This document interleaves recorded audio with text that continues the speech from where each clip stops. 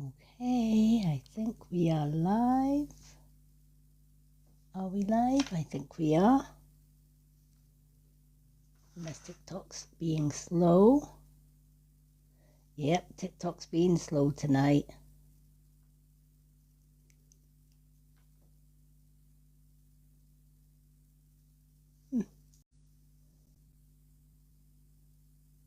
Oh, here we are. Alrighty, we are live now. TikTok is just being a little slow this evening. Alright. Let me just invite a few people in. And then we will get started. Hi, Sarah Baker. Alrighty, give me 2 seconds, folks, till we invite a few people in. And then we can get started.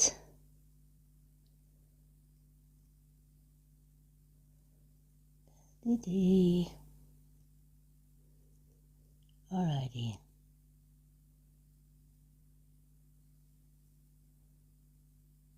Let's just send some invites out.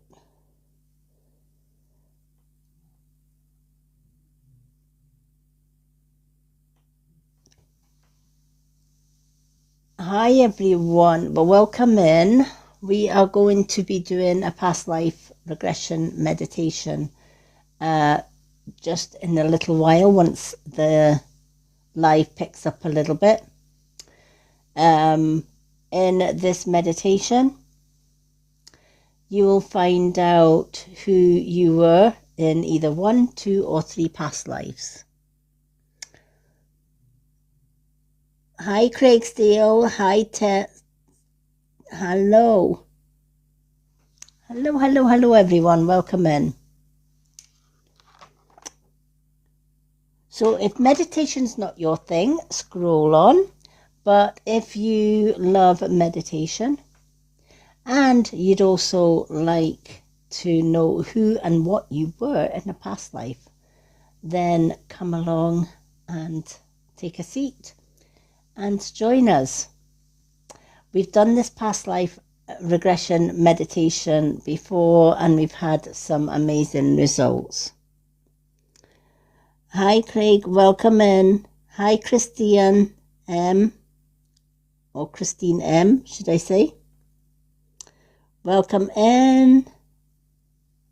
Lots of people coming in.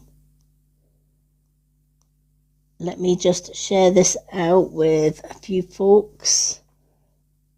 Share it with a few of my regulars.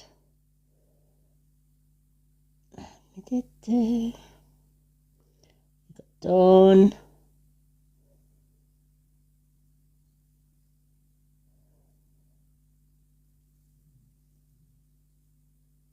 Lovely to see so many people coming in tonight.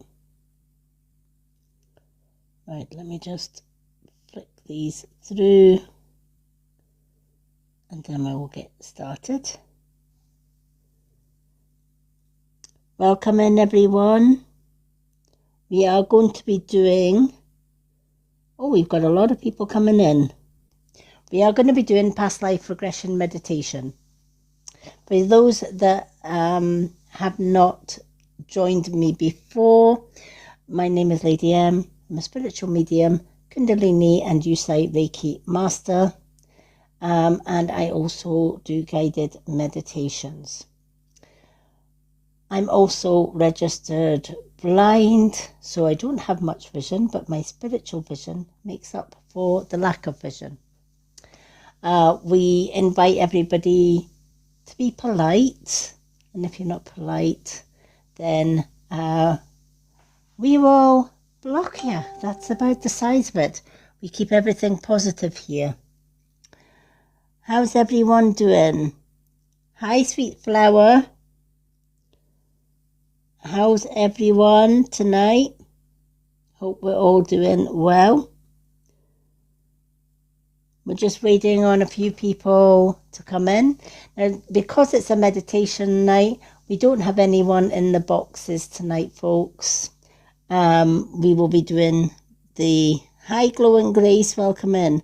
We will be doing the meditation very, very shortly. During the meditation, the comments will go off. It's just so that the comments don't disturb me when I'm doing the guided meditation. So what is a guided meditation? I do the meditations in two parts. The first part, we tense every muscle in the body and then we relax it. Why should we do that? Because if your body is tense, then you're not going to be able to get the best out of your meditation. You're really not. That's Naomi.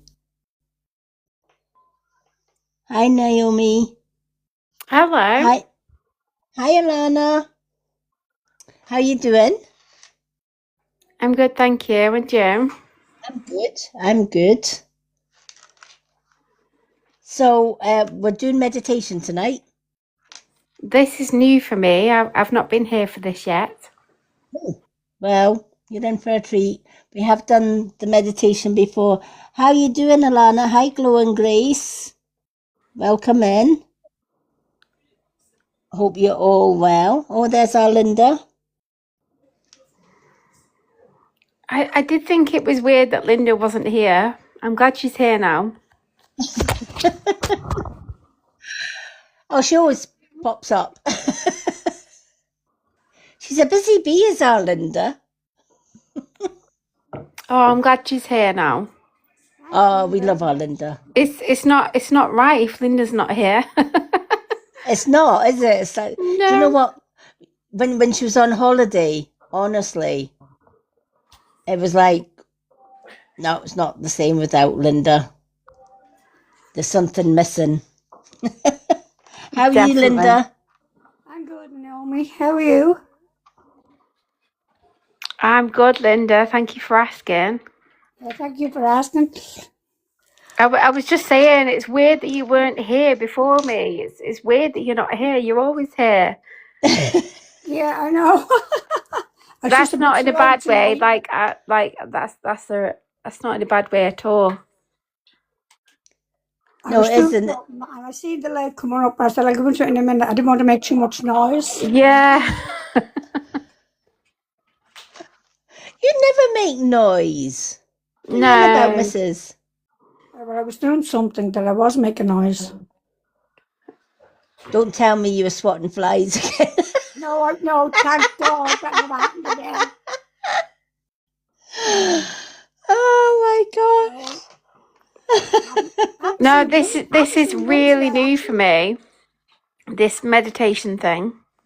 Oh, you will love the meditation. Linda's done the past life meditation before. Yes, I'm not so sure it's my thing, but I'm willing to give it a go. Well, do you know what? The meditation itself is in two parts. I do a meditation that nobody else kind of does. Okay. Who is That's intriguing. Yeah. Who has done YouTube meditations and they've just not done anything for them? Has anyone done YouTube ones? Tried the guided meditations and no, didn't do anything. I haven't. I have like, for example, I've watched programs and stuff where like reality programs where other people have done meditation and then they've said on this reality program that it's the best thing, and they wouldn't go back and this and I've sat there and I thought, oh my, you're lying, but I am intrigued. I am. Yeah. If it can help some people, then why shouldn't it help Hi, me? Marianne. Marianne, we're doing meditation tonight. So we'll probably, during my Linda will tell you, during my meditations, by the end of the meditation, we lose half of our viewers because they're all comatose. They really are. A lot of them just What is it a meditation for? find out who you were in a past life. Oh, that's interesting. Yeah. Yeah. We've had some I'm really here for that. We've had some really good results with this meditation before when we've done this meditation live. Now, during the meditation, you will see either 1, 2, or 3 doors. Some people will only see 1. Some will see 2, and some will see 3. Why? Depending on how old your soul is. Okay. If you've lived one past life and this is your second lifetime, then you'll only get through 1 door. I've always wondered this purely because when it comes to my time, I am petrified. I am petrified of dying. You don't die. It makes me sick. Like the thought of dying, and I don't know where I'm going to go. But this is what I've always wondered. Have I been here before? Am I going to go somewhere else and be in a next life? You could well be. Everybody's different. Yeah. I've been here well over 6 lifetimes. Wow. All right, so this How is do you know though? Through meditation. Oh right. So purely through doing this. Purely from doing this. Wow. Also a lot of deja vu. Wow. Etc. Because deja vu is a past life memory coming back. Yeah. I've had deja vu once or twice before. Yeah. Is that what that means? You've been here before and you've experienced it before? Yeah. But when we are a new soul, we start off in one lifetime. During that lifetime, before we were even born into that lifetime, we chose what life we wanted. Right? We were in spirit realm, right? And we chose. And we signed a soul contract. Yes, sign me up for this lifetime. So even though you think I would never have signed up for the life I've had today, no way, right? No. Right? What I'm going through right now, no.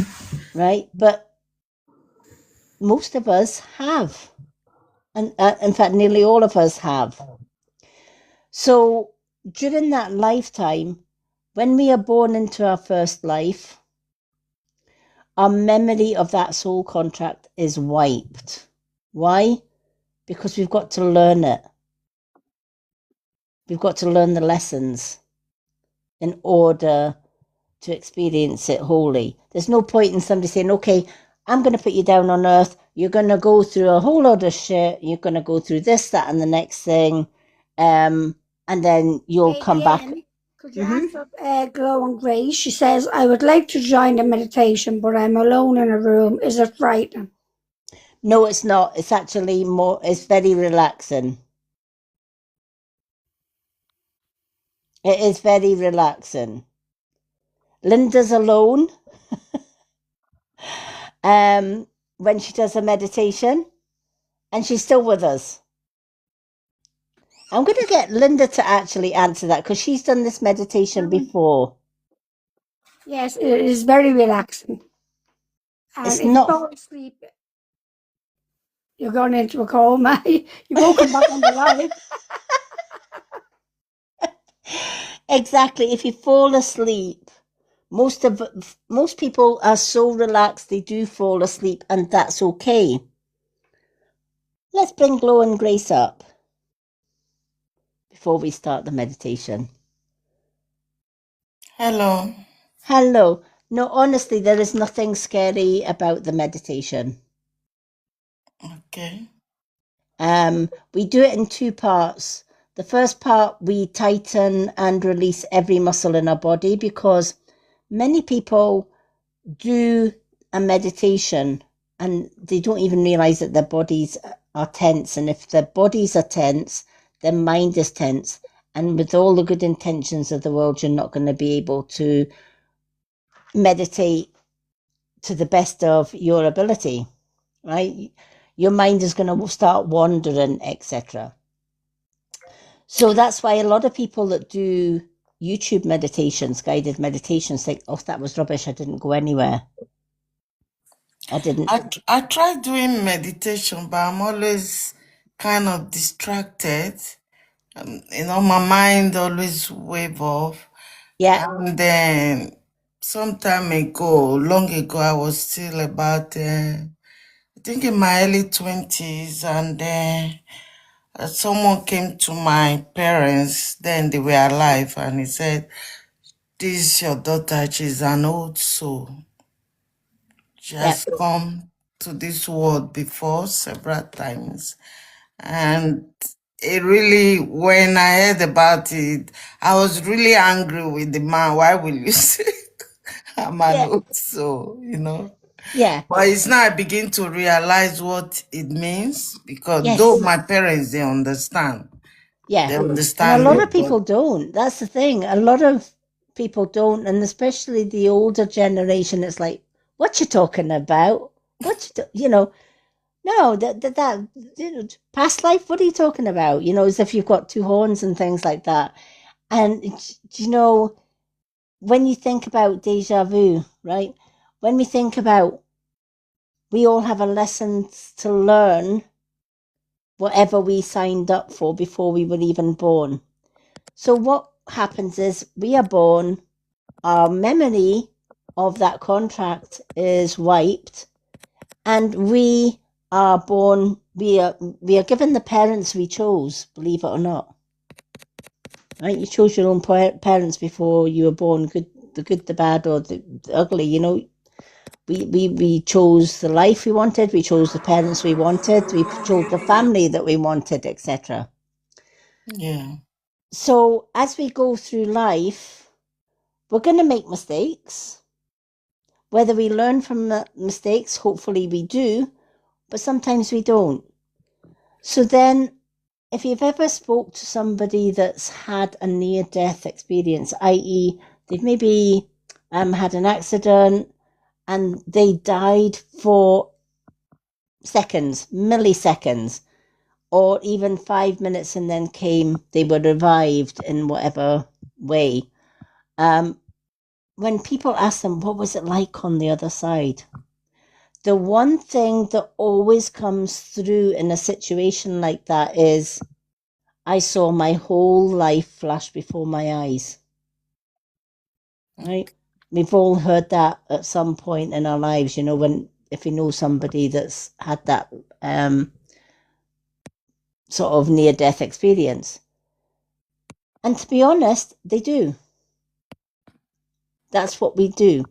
Because when you've had our soul, if you can imagine your soul, I'm just using my meditation box here, is a whole circle of energy. That's your new soul. So your new soul comes down to earth, and it lives a whole lifetime and goes back into the universe or spirit realm. They are shown the life that they led. And they said, okay, you passed this lesson, this lesson, this lesson, this lesson, but there was 6 lessons you did not pass. So we're going to put you down and you're going to learn that lesson again. Right? But your soul stays up in spirit realm, and a piece of your soul breaks off. This becomes your higher self. You may have heard in spirit terms, higher self. This is your higher self, right? You're born again into a new life. And you have similar lifespan to your higher self. And you go through your life, and you come to the point in your life where you made that mistake. And your higher self is tapping you on the shoulder and saying, oi, stop, think before you speak, think before you act, because this is where you basically mucked up. That's called deja vu. And we've all had deja vu, right? We've all been in some point in our lives where we think, I've been here before, and I've with the same person in the same room, and I've said the same thing before, but how can that be? Because I've never met this person. But how do I feel? I've said this before. Or you go to a place that you've never ever been to, and you know what's round the corner, and you think, how? How do I know what's round that corner? I remember the first time my fiance took me to York on holiday. Never been to York in my life. Always wanted to go, but never been. And we left our hotel and we went around the shambles and we had a look at the shambles and then went back for something to eat. Then we went out for the night. And we were coming out of the bar that we had been in for a few drinks. And we were trying to work out which way to go for our hotel. My fiancé says, it's up past the shambles and that way, I think. And I said, no, it's not. I said, it's to the left. Then you go up a little hill, turn left again, then right, and then the hotel's there. And he said, I've been to York before, you haven't. I'm telling you, it's up the shambles. Fine, let's go up the shambles. So we went up the shambles. He says, oh no, this doesn't look familiar. I says, I told you. Says, let's go back to the pub and try it my way. So we went back to the pub and we tried it my way. And we got to the hotel. No. And he looked at me and went, how? How?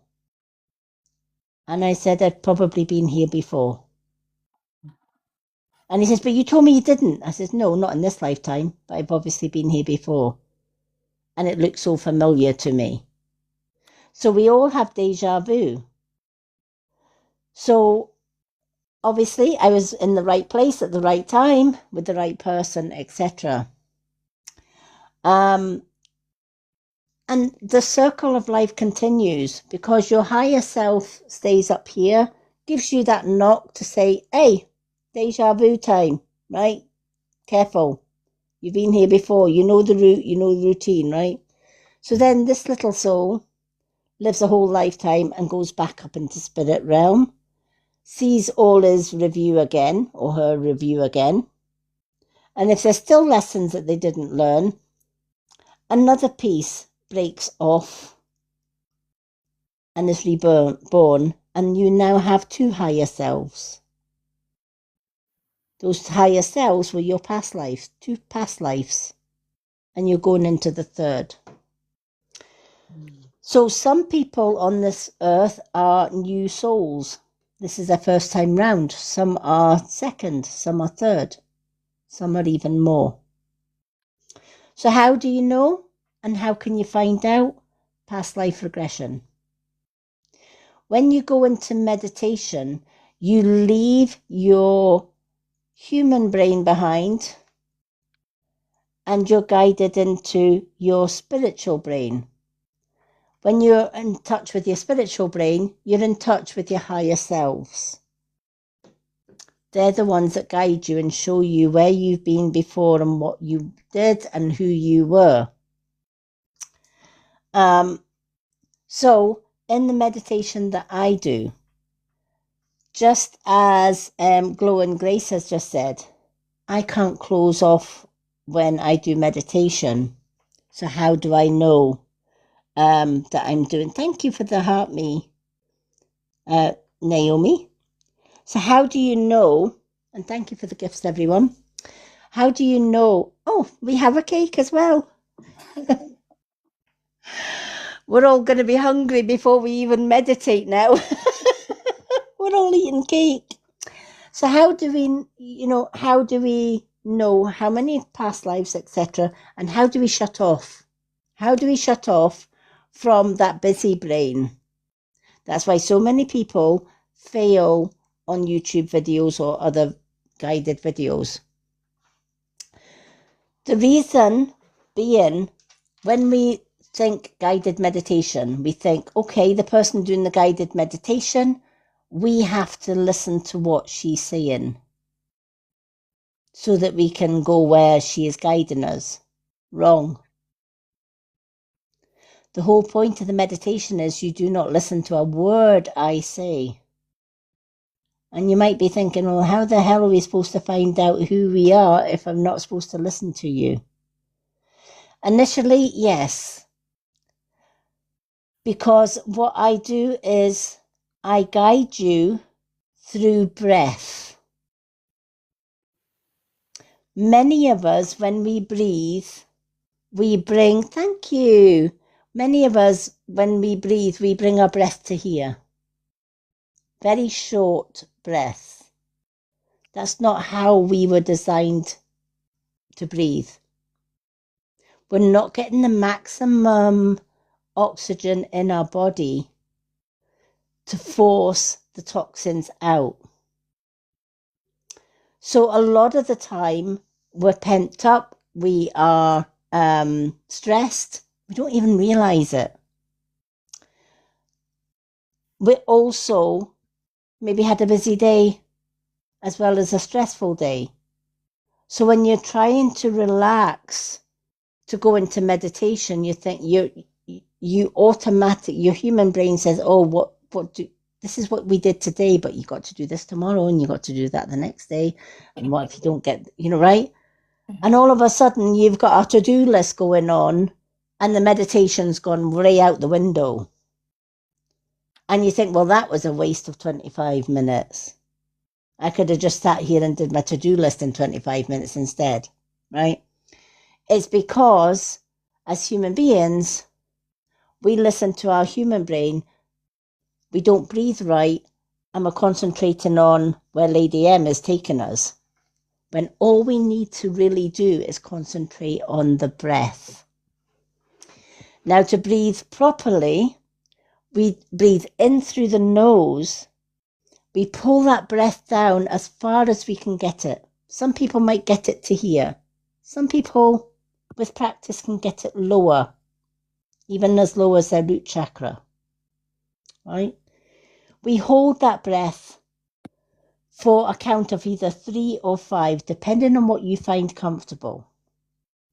Many that start doing the breathing meditation start with 3, and then they work up to holding it for 5. So for example, you take a deep breath in through your nose, pull it all the way down. You feel that breath going all the way down and hold it for 1, 2, 3.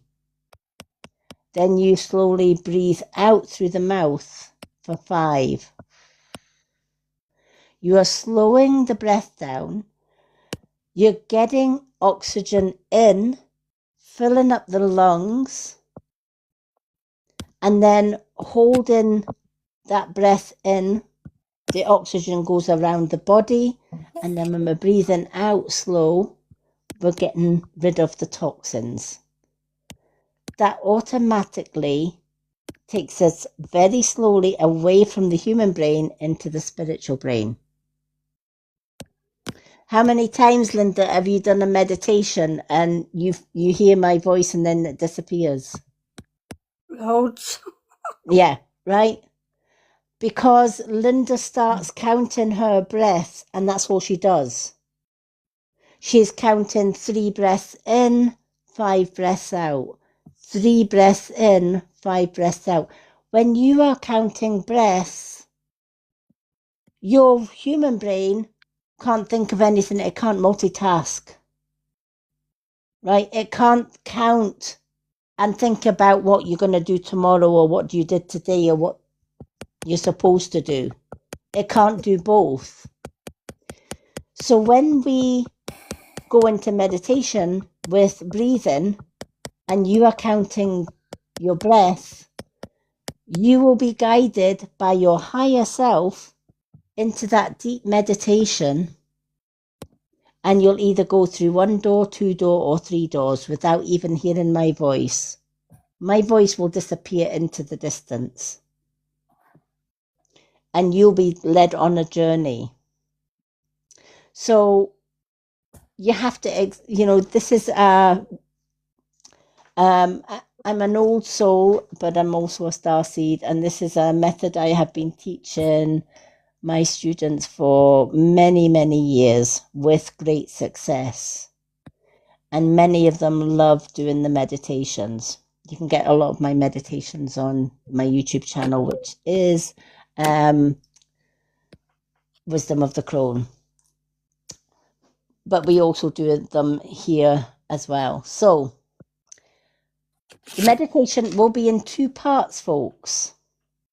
The first part, we're going to tense every muscle in the body.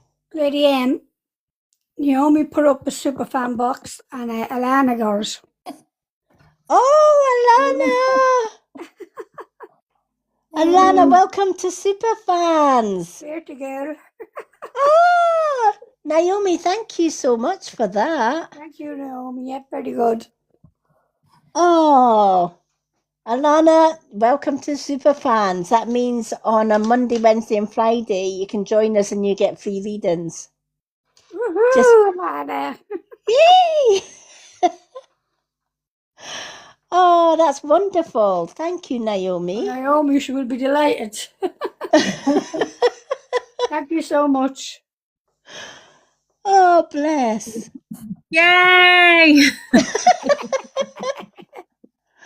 Oh, I get the fear of what will appear or see. Marianne, do you know what? There are more things to fear in life than you will ever be able to fear in spirit. Honestly, right? We shouldn't be afraid of the other side. We shouldn't even be afraid of what we see, right? How can you be afraid of something that you've been and done before? Right? I once did this meditation, and there was when we do the meditation, for those that wake up and join us after the meditation, there's very few of them, but when they do, we have a discussion after the meditation. And there was one lady, I don't know if you were there at the time, Linda, but there was one lady, I said to her, how did you get on with the meditation? And she says, Lady M, all I can say is it was beautiful. She says, I went through a door expecting to be either a male or a female living a lifetime. And I didn't get that. She says, I was in the air looking down above trees. And when I looked around at myself, I was a bird. And she said it was beautiful. I was able to land on branches. I was able to sail across water, fly across water. And she says that freedom of just that feeling of just freedom and just being able to fly wherever I wanted to. She says it was the most amazing thing. She says, does that mean that in a past life I was a bird? Absolutely. There's no, who's to say we don't come back as a human being? We might come back as a bird. We might come back as a butterfly.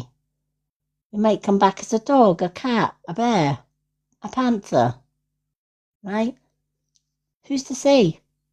Only the universe knows that, right? So everybody, we also had somebody on a ship. Somebody was on a pirate ship.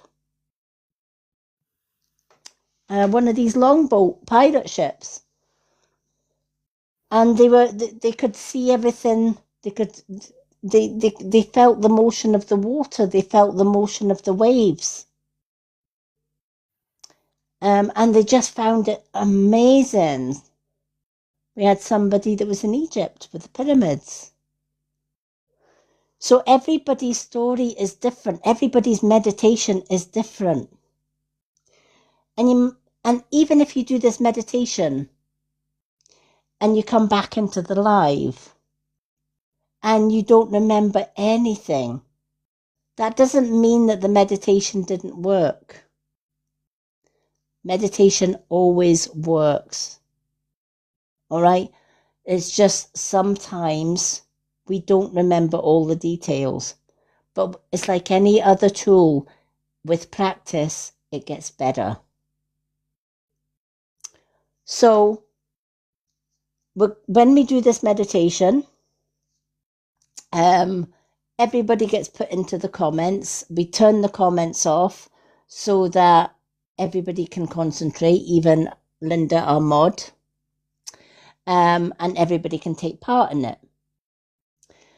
Always ask that you find a nice, comfortable place either to sit or to lie down, whichever your preference. Even if it's sitting or lying down, make sure that it's comfortable enough for that you won't be disturbed for at least 20 minutes or so, right? And that you're not going to be fidgeting, because that can bring you out of a meditation. So always make sure you're as comfortable as you can be. Some people like to meditate sitting up with both feet on the floor to ground themselves. Some people like to lie down. It's whatever suits you. When we are breathing, I usually say, when we go into the breath, count 5 in and 5 out. Now, if you can only comfortably do 3 breaths in and 5 breaths out, do that. Don't feel you have to hold your breath for 5, a count of 5. You don't. It's however long you can hold that breath in and however slow you can bring that breath out. All right. When we go into the second part, which is the meditation part, I will guide you into a deep breathing. And there'll be a point where I'll say, okay, now you're on your own. That is when you focus not on my voice, but counting each breath in and each breath out. If you lose concentration of the breath, bring yourself back to counting again. Right? So if you find your mind starts to wander, bring it back to counting. Taking that deep breath in, holding it for 5 and breathing out for 3, or vice versa, whichever is comfortable for you. All right, so even if I'm saying breathe in for 5, breathe out for 5, if you can only breathe in for 3 and out for 5, that's okay.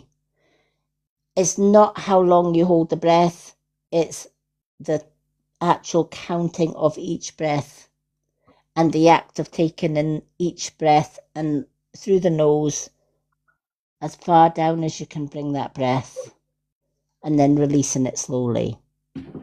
That's the second part of the meditation that will guide you into the meditation.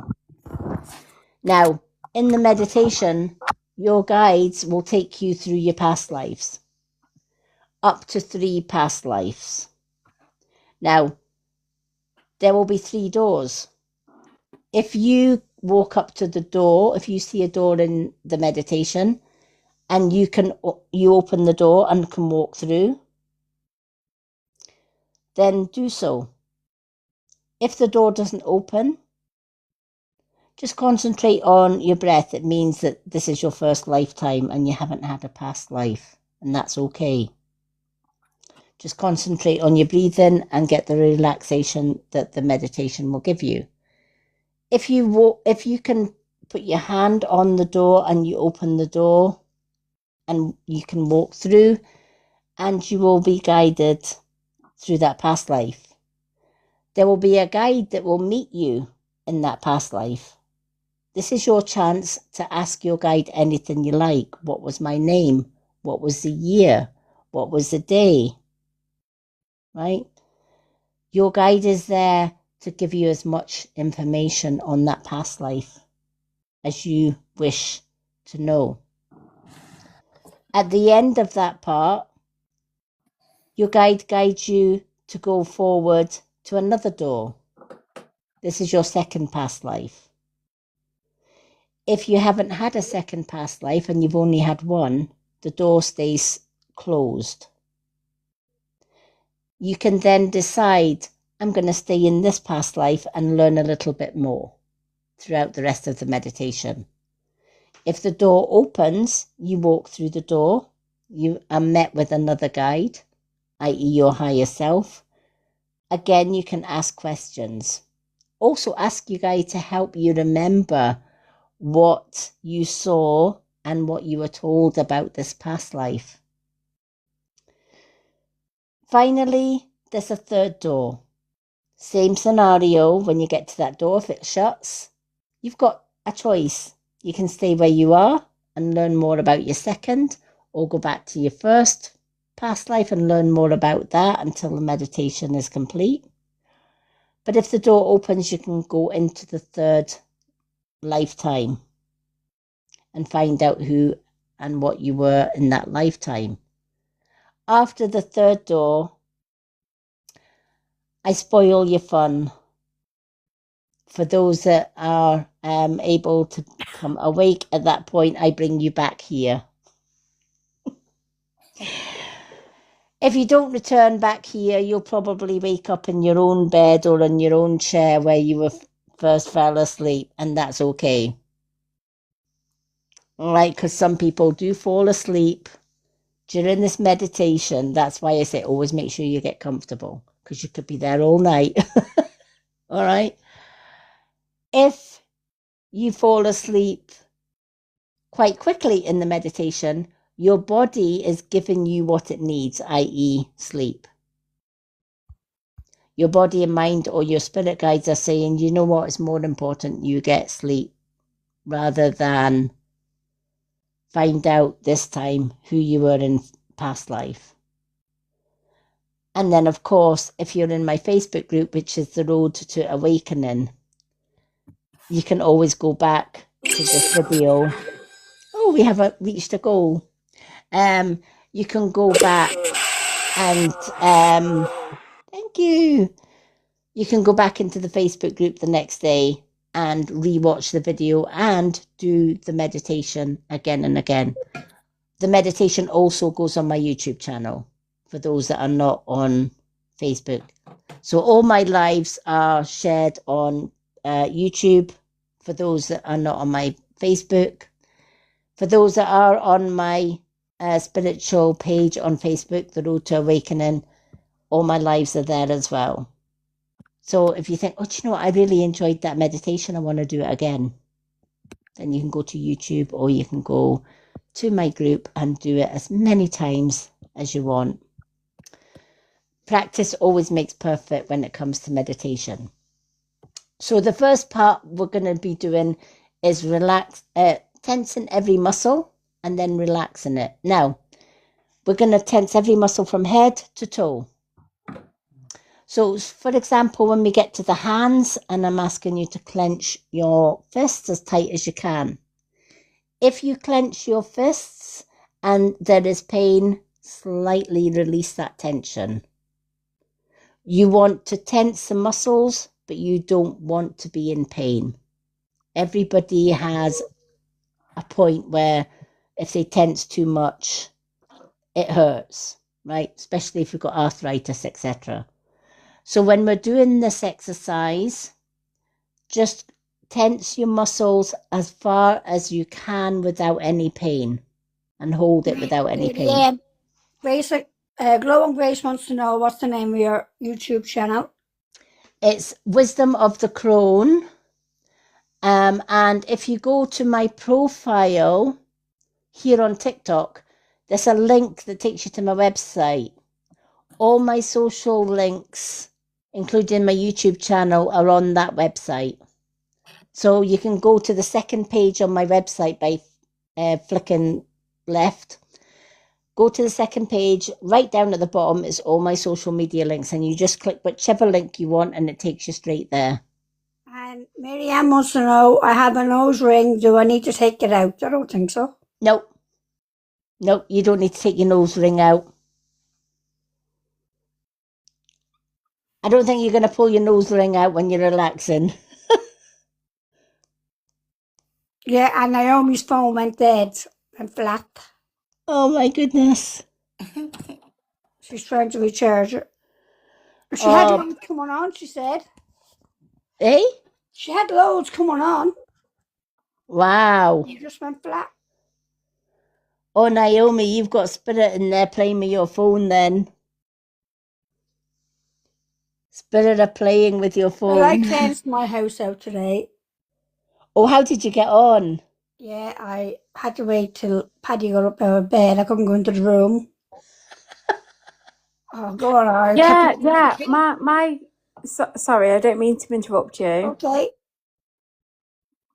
My phone had loads of battery, so I didn't feel like I needed to charge it in any way. But because it had loads of battery, it just all of a sudden went dead, Oh my. gone, dead.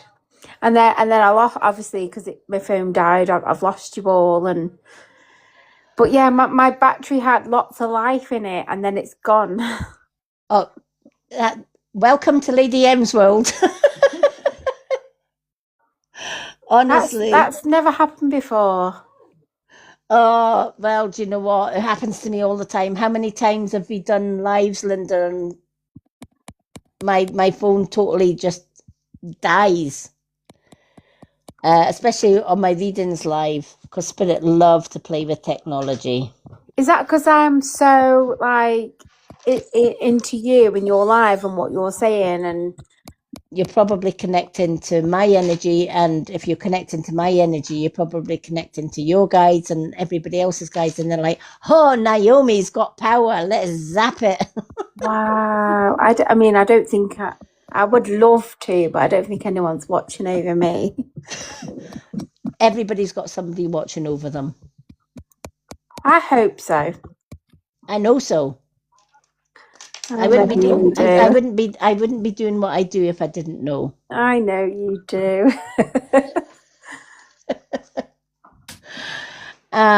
So for Naomi, who's missed out quite a bit, just to recap, we're going to do it in two parts. First part, we're going to tighten every muscle, and then we're going to release it. Why do we do this before meditation? Because most people walk about as a stress ball, and they don't even know that they are stressed until they've done this meditation, and they're like, okay, I thought I was relaxed till I did that. Now I realize I'm actually relaxed after I've done it. How many of us walk along the street and we see somebody with their shoulders hunched, or they've got their head down to the ground or whatever? They don't realize they're doing that. They don't realize that they're actually walking about and their body's full of stress, because the body is that used to carrying all of that stress. It doesn't know. It doesn't know what is relaxation and what is stress, because it's constantly under stress. If you're constantly under stress when you go into meditation, guess what? You're not going to be able to meditate.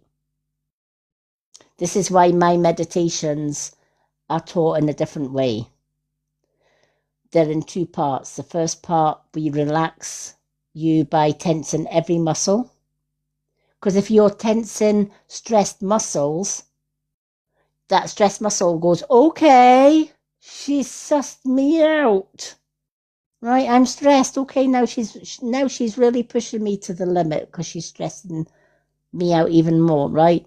There's a reason behind that, because when we stress each muscle, even the stressed ones, then we release that tension, the muscle automatically relaxes.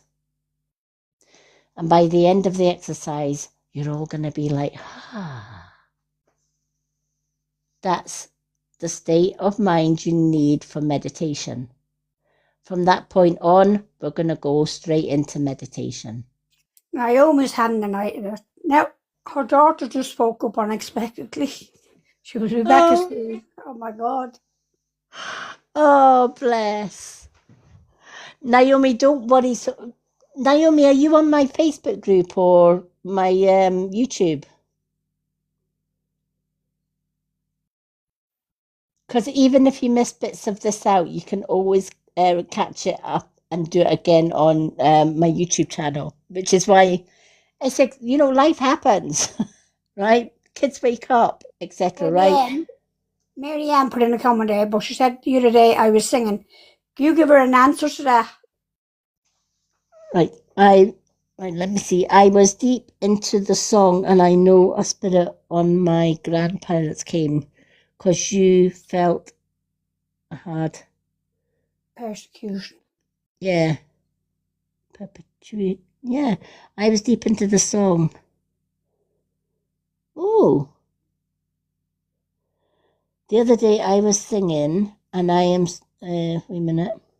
And I was deep into the song and I knew a spirit of my grandparents came because you, or was that you? Or I felt a heart, is it heart palpitation? Oh, yeah, right, yeah.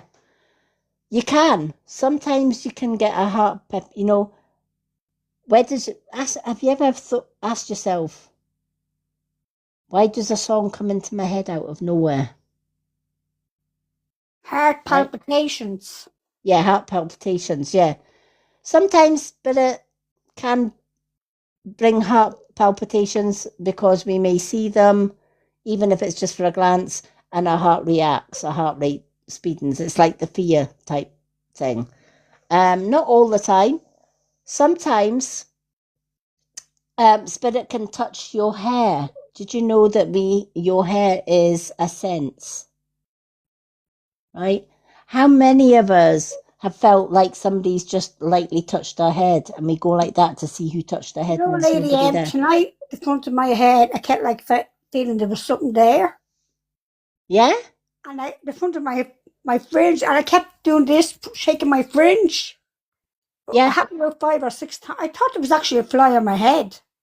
No, that'll be your mum Walking, letting you. Yeah, and I kept that's shaking my hair. yeah, because your hair. Because this is why a lot of spiritual people, including myself, grow our hair long.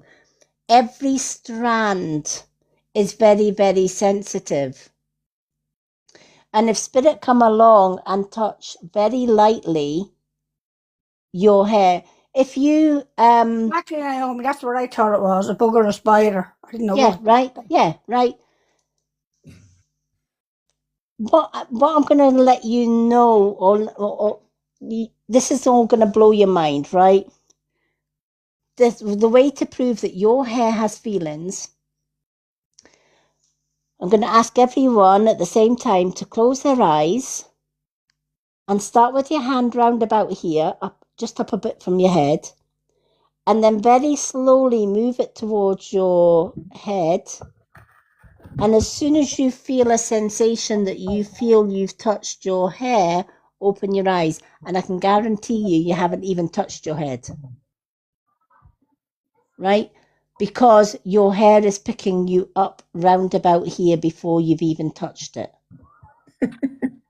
I'm laughing because that happens to me constantly every single day, and every single day I think a bug or a spider has landed in my hair, and when I put my hand there, there's nothing there. There's literally nothing there, but I feel like something's creeping on my hair, and it isn't. It isn't. Well, there is the spirit touching your head. Say, here, I'm here. That's weird because when I was a child, and I used to go to the toilet. No, this sounds weird. What I'm going to tell you. When I used to go to the toilet, and obviously you're quite naked as such when you go to the toilet, and on my back, on the back of me, where you're quite exposed, like from the bottom upwards, your waistline, I suppose. I always used to get a sensation of the same thing that I get on my head now, this creepy crawliness of somebody tickling my back. And I'd always like waft it away, thinking that, a bug's on me, and it never was. No. That always used to happen to me as a child. However, nowadays that doesn't happen. It's always now my head, which is quite weird. Not really. When you realise a lot of people think your soul is inside your body. It's not. Your body is inside your soul.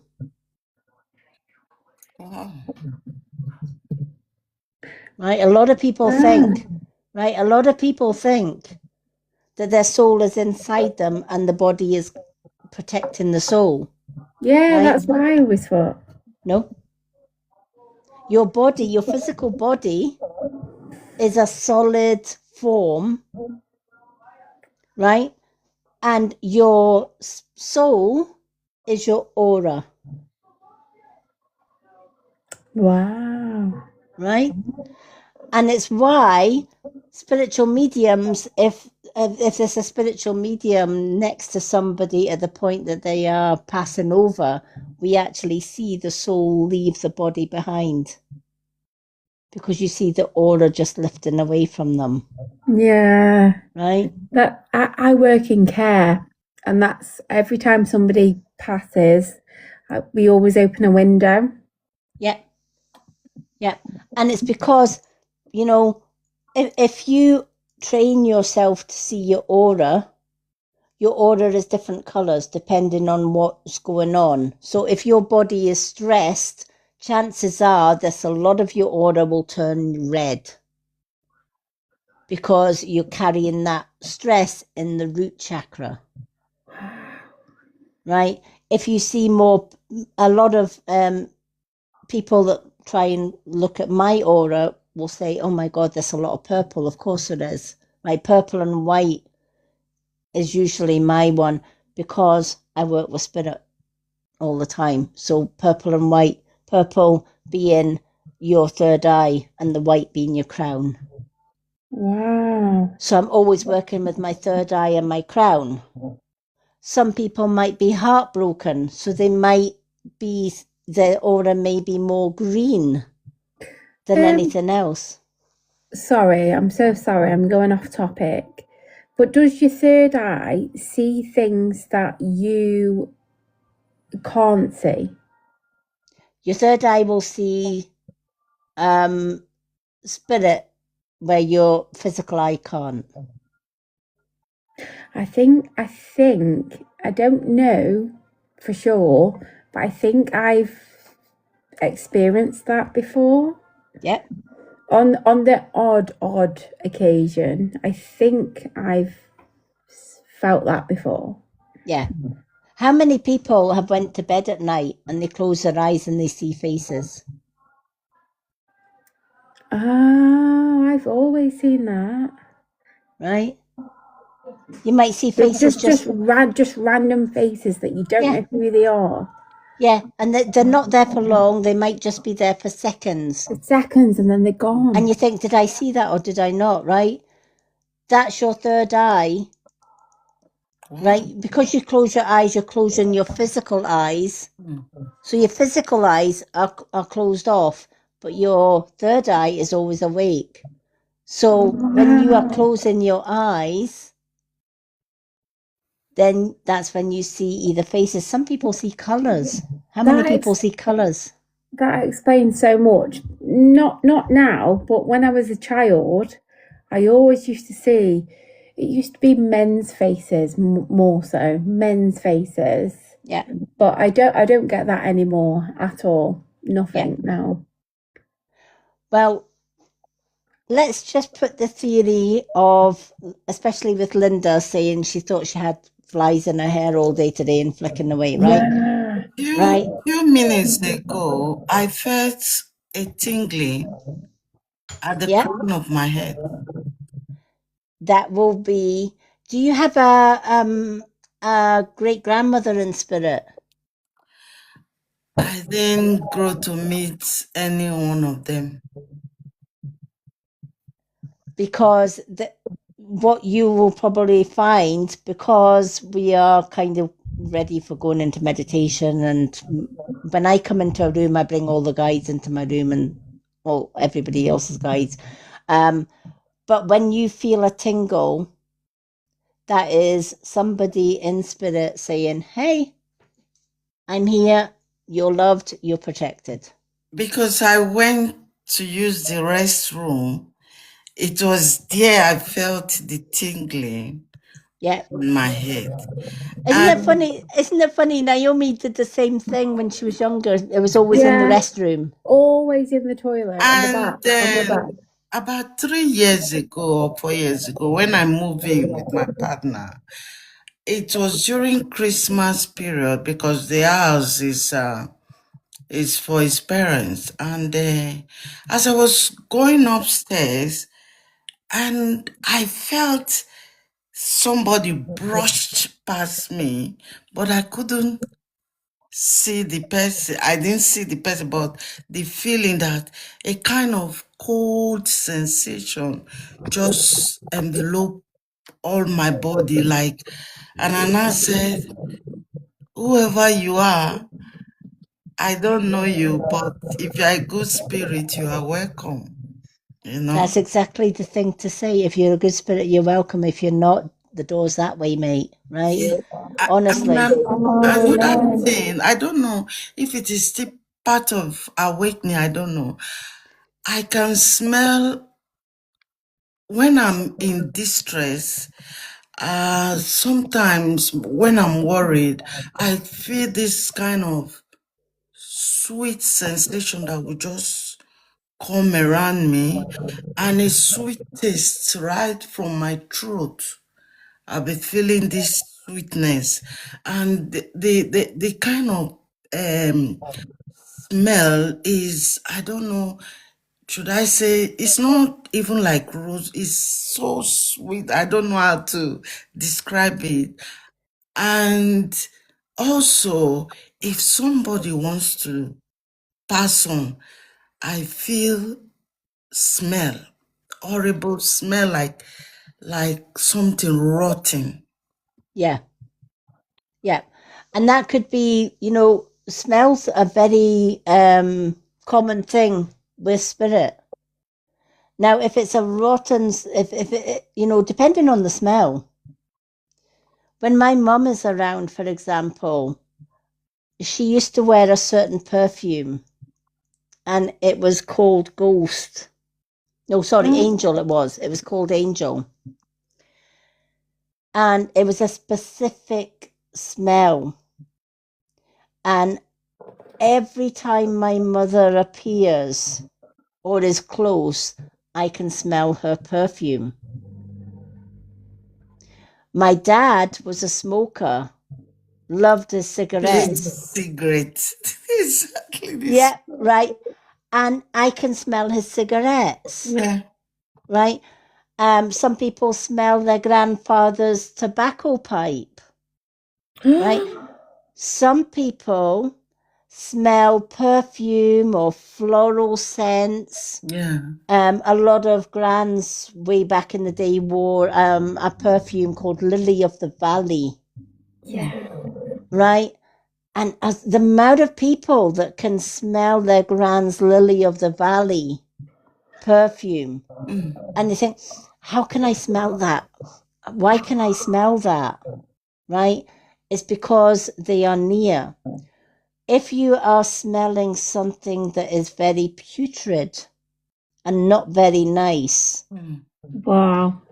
I would then say to them, leave, please. You're not welcome, right? Because if it's putrid and it's not a very nice smell, it's probably a darker spirit. I think I've heard that a few months ago.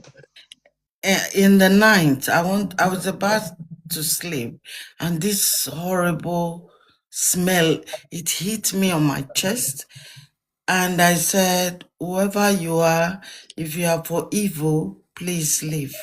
Yes. And you can within demand a second, he left. Yeah, because just like we have man-made rules on the earth.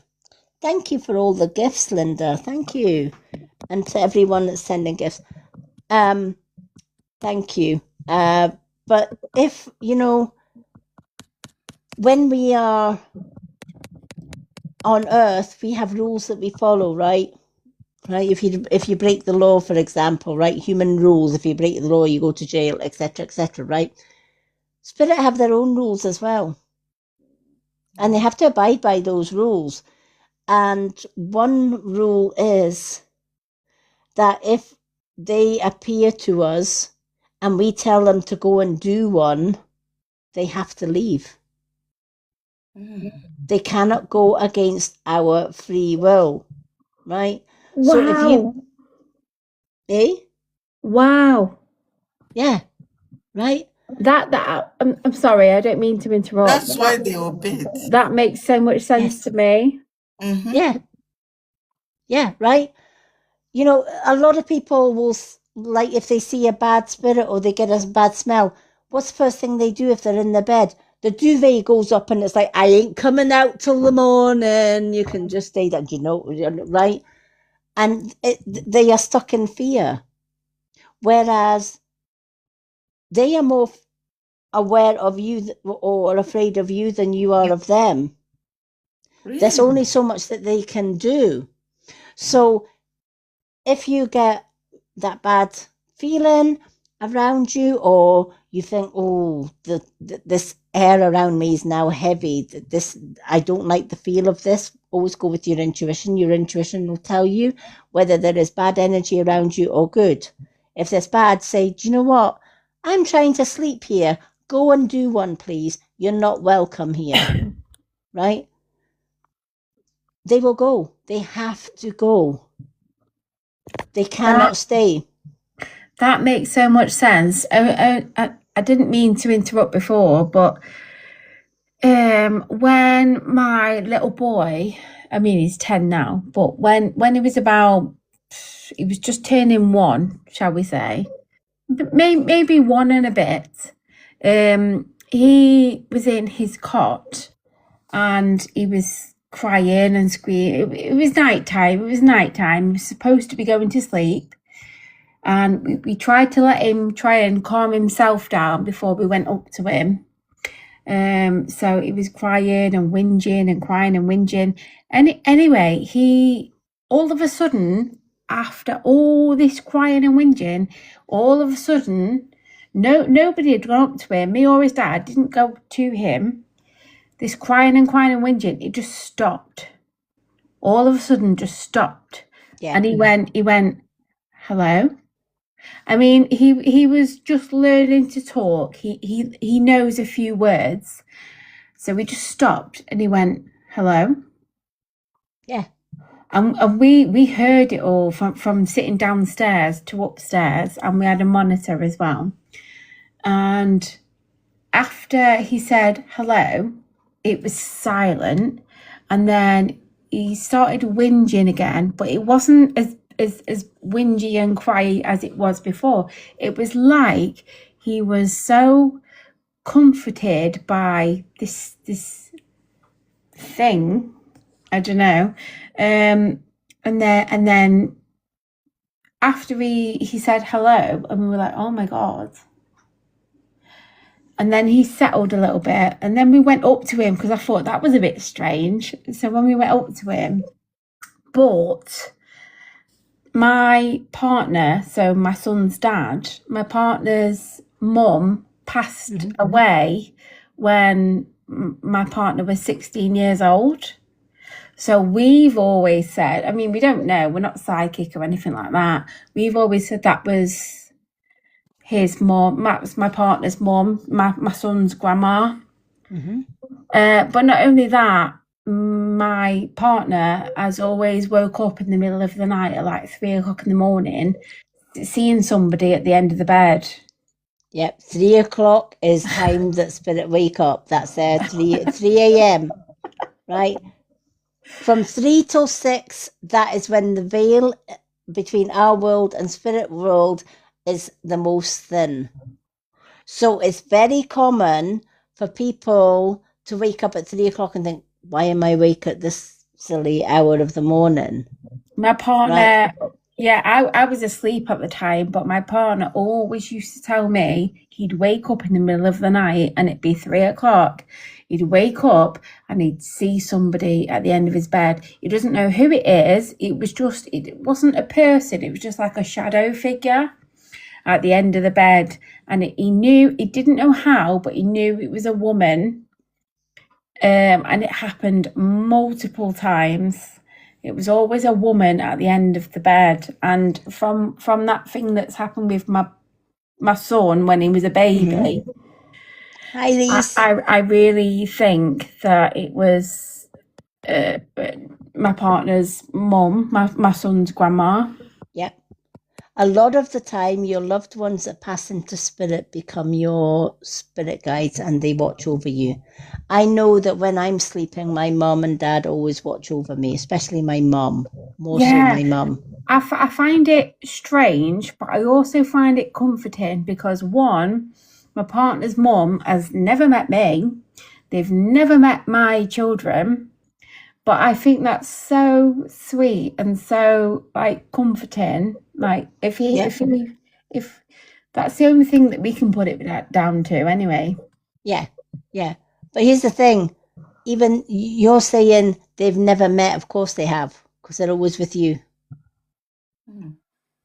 So they already have met. Well, I don't know. I met my partner way after his mum passed away. Yeah.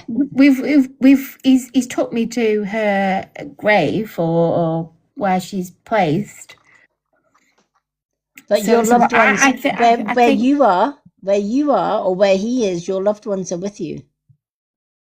So, for example, your grandmother or your great grandmother might not have been there when one of your children were born, but they actually were. Yeah. Right? And more than likely, they actually helped with the childbirth. Yeah, maybe, yeah. Right? So, I know that when I met my partner and got away from abuse and I met my partner, my mother was there and went, thank for that. Right? You got away from there and you got somebody better. Right? She wasn't on the earth plane, she was in spirit, but she was still with me and she was still watching over me. So a lot of people say, oh, I wish my mom had met my children or my grandchildren before, they passed over. They have, albeit on the other side, but they actually have met your children, your partner, your friend, new friends, old friends, etc. They're watching every single day. Yeah, I just found it so weird, but also comforting at the same time. Yeah. But then there's also been like, I'm sorry, I'm really going off subject here, but No, I was just reading. No, I'm listening to you and looking at Reese's comments. There's also been another time when I was pregnant with my baby boy at the time, and nobody was in the house. My partner was at work. I just woke up. I was still in bed, and my son was in my belly. Like I was pregnant with him. And he was moving around, so I started recording my belly. Thank you, and Reese. I caught on the recording it was like a crying child, but there couldn't have been a crying child because I hadn't had him yet and I didn't have any other children at the time, and it was just us alone in the house, and we were like a detached house. So Yeah. I couldn't, give any explanation for it. But it was kind of like, even though it was surreal and it was kind of scary, it was kind of like, it was nice, if that makes sense. Yes. I don't know. It does. Okay. We've got quite a few people in now. So shall we do the meditation? And Yes. then after the meditation, for those that are still awake at the end of it, then we can bring people back up in the box that have done the meditation, and we can all give our accounts of what we saw or what we didn't see in the meditation, etc. How does that sound? That's good. Yep. Oh, thank you for the hand heart. Okay, I'm going to put everybody in the comments. I'm going to turn the comments off, and we're going to do this in 2 parts. We're going to tense every muscle and then relax every muscle. And then after that, we go straight into the meditation. I will guide you through the process. In the second part, where we do the meditation, the only thing to remember is don't listen to my voice, right? Only count the breaths, and I will guide you into the breaths. The minute you start to try and find out what's Lady M saying, right, you've lost the meditation, right? Because you're taking yourself away from your subconscious or your spiritual mind and back into the physical. And what you need to do is you need to calm the physical mind and get into the meditation mind. And that the only way you'll do that is concentrating on 5 breaths in and 5 breaths out. Now, if you can only do 3 breaths in, 3 breaths out, that's fine. If you lose count of your breath because your mind starts to wander, just bring it back to 3 breaths in or 5 breaths in, 5 breaths out. Eventually, you will start to hear my voice less and less. It will just fade into the distance, and you'll be able to go into 1, 2, or 3 doors and see who and what you were in past life. All right, now does anyone have any questions before we start?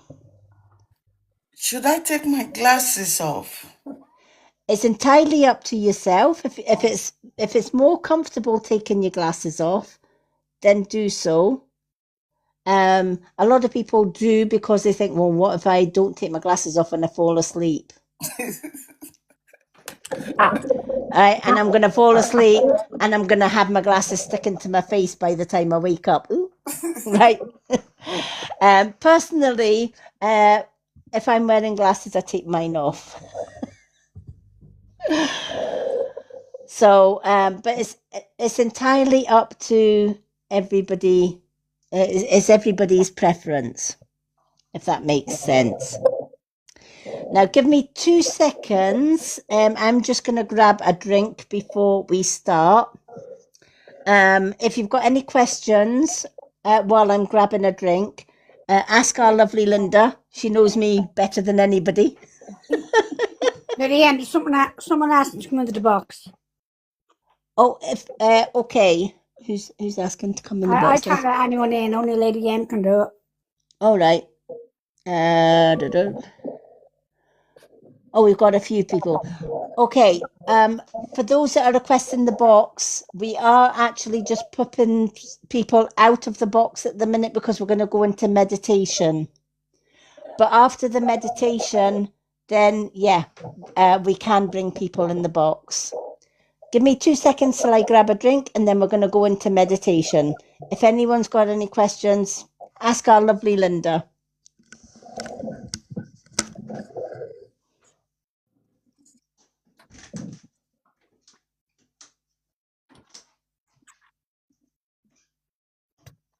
Do you know, I think my granddad's trying to play tricks on me. Maybe he isn't home with someone. What's going on? So where I'm sat, I'm sat at my breakfast bar, but beside me is a sliding door to the conservatory, and I've just shut it for the meditation. It was open the whole time, and as I looked out, I saw a male figure.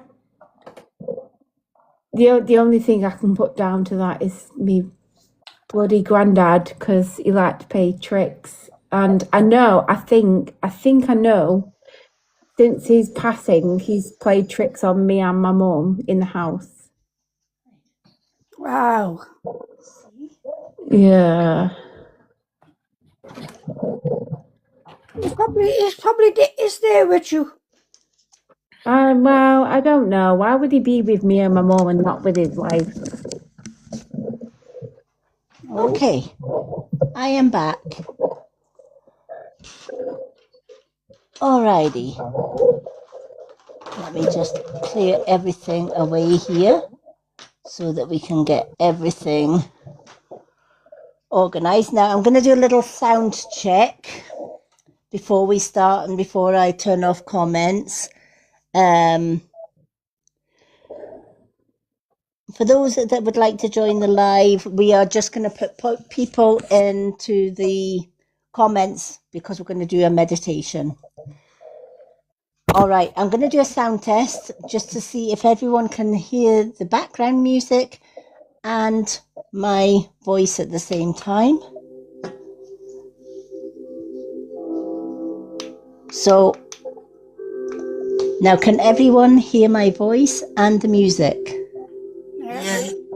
Yep, okay. Yeah. So the volume is perfect for everybody. Yeah. All right, let me pop everyone in the comments and then we're going to turn the comments off during the meditation.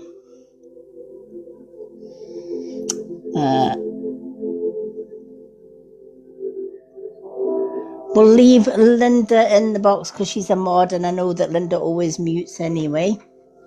I'm going to turn off the comments. So while I'm turning off the comments, for those that are going to join me in the Sky and Earth guided meditation, find somewhere that you can either sit or lie down comfortably without being disturbed. If you've got any phones, volumes on, etc., or notifications, you might want to put your phone on mute during, or your notifications on mute during meditations. If you don't live alone, it's always a good idea to let somebody know, please do not disturb me for the next 20 minutes or so because I will be doing meditation. All right, and that stops them from coming in to the room. So as I said before, we are going to do this meditation in 2 parts. The first part, we're going to tense every muscle in the body, hold that tension, and then release that tension. This will relieve all stress from mind, body, and spirit. This puts you into a better state of relaxation in order for you to do meditation. Okay, so find a nice comfortable place. We're going to take a deep breath in through the nose. Pull that breath down as far as you can hold that breath. If you only bring the breath to here, that's fine. And then release through the mouth. Again, take a deep breath in through the nose. Pull it all the way down. And then release.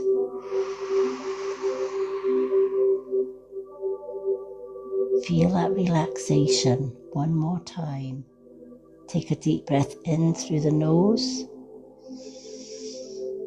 Pulling it down. Hold. And release. Now we're going to tense every part of our body. If you tense a part of your body and feel pain, just ease that tension off a little bit. You want to feel the tension, but don't to the extent that you have pain. Okay, so we're going to close our eyes and really scrunch those eyes closed. Feel the tension in those eyes. Really scrunch them as if you're trying to force those eyes tightly closed. And hold that tension. Keeping that tension, we're going to tense the jaw. Now you can either grind your teeth together to tighten the jaw, or you can open your mouth really wide and place the tongue on the roof of your mouth. This tightens your jaw. Whichever feels easier.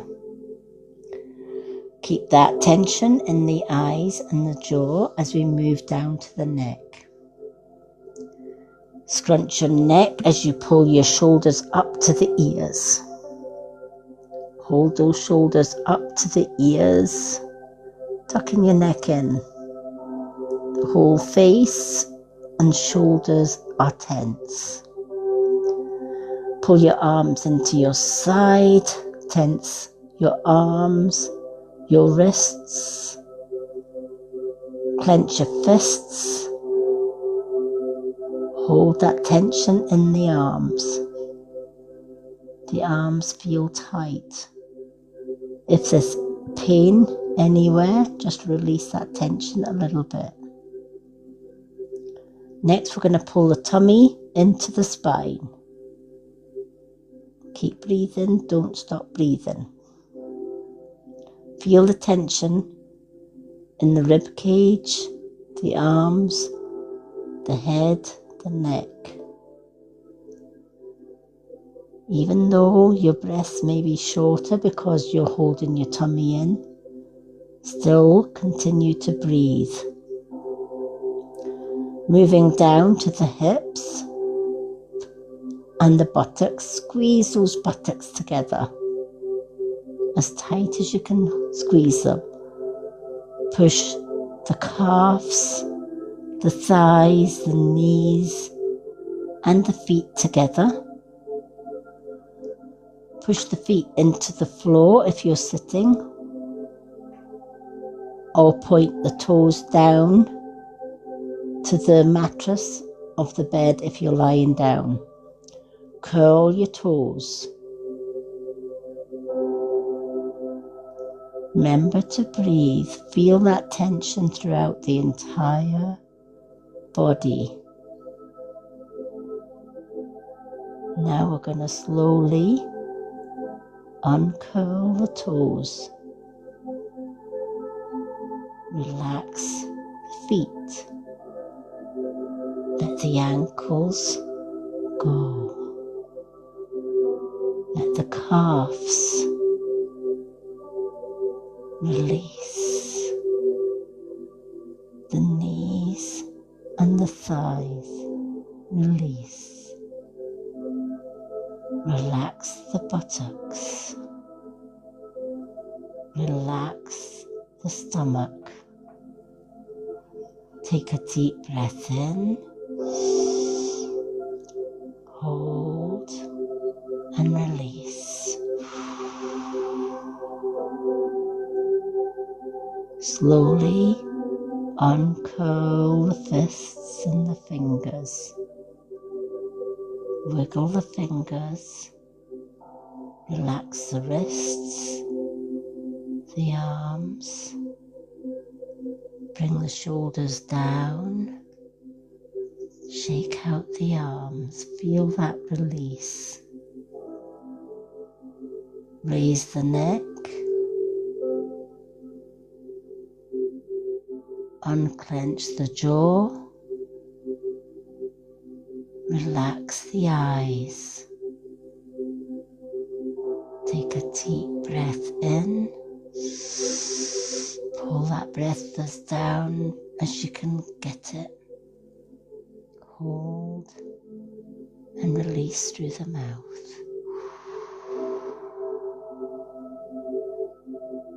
Again, take a deep breath in.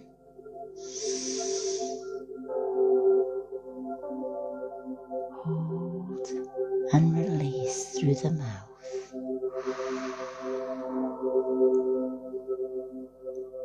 One more time. Take a deep breath in. Pull that breath down as far as you can pull it. And release. Take the shoulders and lift them up and back, down and forward. Again, up, back, down and forward. Once more, up, back, down and forward. Now we're going to reverse it. We're going to go down, back, up and forward. Again, down, back. Feel that release. Up, and forward. One more time. Down, back, up and forward. Shake out the arms very gently. Place your arms where they feel most comfortable. If you're sitting, you might want to just rest your hands on your knees. If you're lying, you might want to lay them down by your side. Just find a nice, comfortable position for them to relax. Now we're going to go straight into our meditation. Throughout this meditation, all you need to do is count your breath in and out. If you're drawn to my voice, take your mind back to the breath. I'll start you off in a nice, slow, relaxed breathing rhythm. After a few guided breaths, I will leave you to do the counting. If you lose count because your mind starts to wander, bring your mind back to the breath. At the end of this meditation, you will have gone through 1, 2, or 3 doors. Each door taking you to a previous past life. In each past life, you have the opportunity to meet someone from your past life. They will be your guide. You are free to ask these guides any questions you wish about your past life. Ask your guides to help you remember the information they give you when you awake from your meditation. You may wish to journal your results. If you fall asleep during the meditation, you haven't failed. Your meditation is giving your body what it needs. Rest and sleep. You can come back to this video anytime via my YouTube channel or my Facebook group. The links are on my website, which is in my bio here on TikTok. So let us begin our journey back in time. Remember to just concentrate on breath only. Take a deep breath in through your nose. Pull that breath down as far as you can pull it. Hold for 3 and release through the mouth for 5. Again, take that deep breath in with me. In for 1, 2, 3, and out for 1, 2, 3, 4, 5. If you can only breathe for 3 in and 3 out, that's entirely fine. Just focus on each count in and out. Take a deep breath in. 1, 2, 3, and out. 1, 2, 3, 4, 5.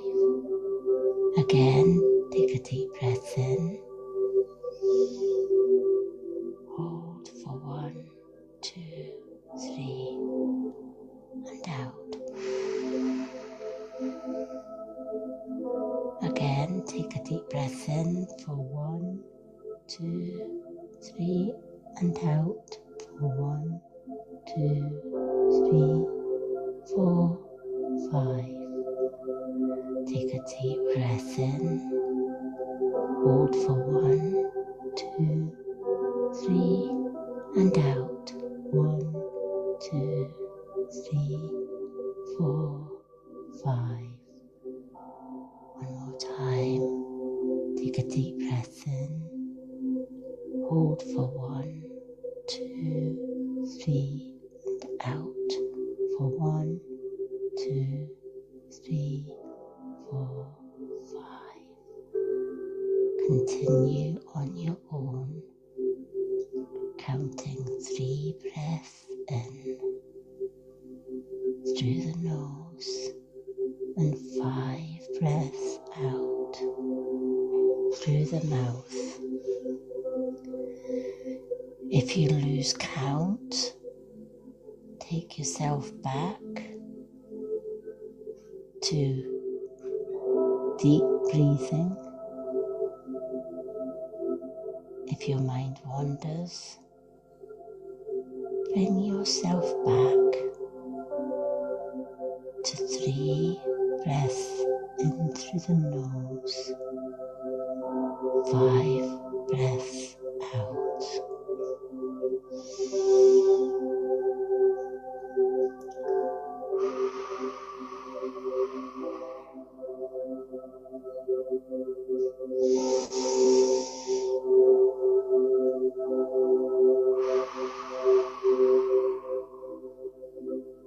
With each breath, you leave this place behind, going deeper and deeper into meditation.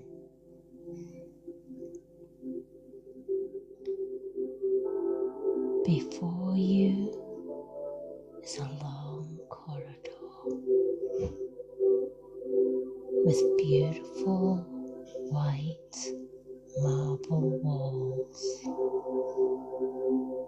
and a lush red carpet. Walk along this corridor, feel the soft carpet beneath your feet. Pay attention to what's on the walls as you walk. As you near the end of this beautiful marble corridor, you see a spiraling staircase. Beautiful marble stairs. There are 10 winding stairs. Take each step with me. Each step will take you deeper down into meditation, back in time. 10, going down. 9,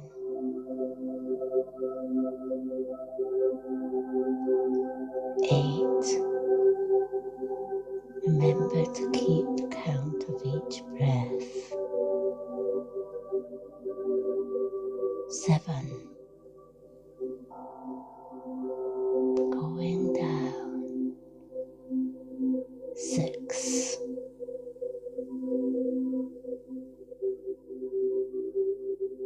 5, halfway there. Remember to breathe. 4,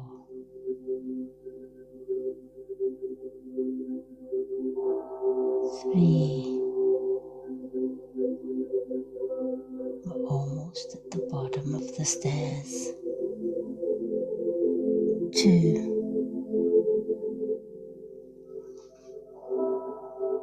And 1.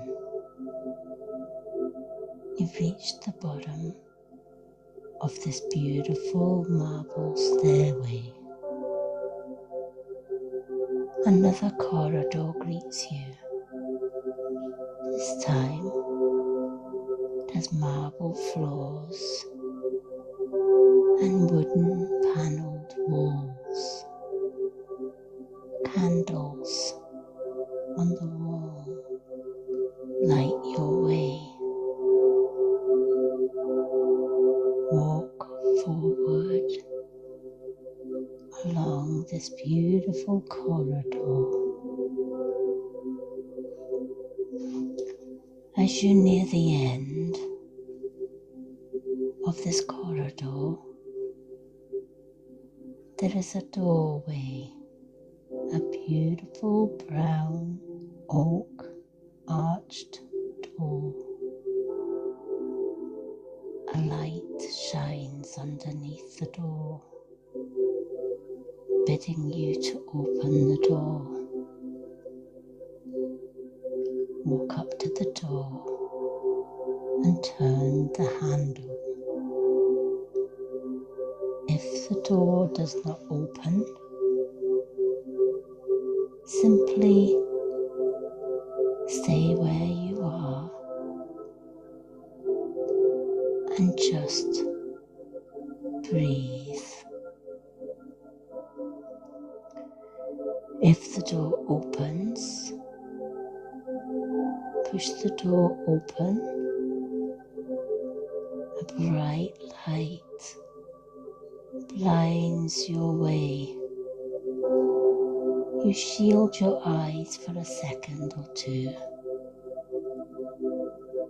and the light dispels. As you focus, you step inside the door.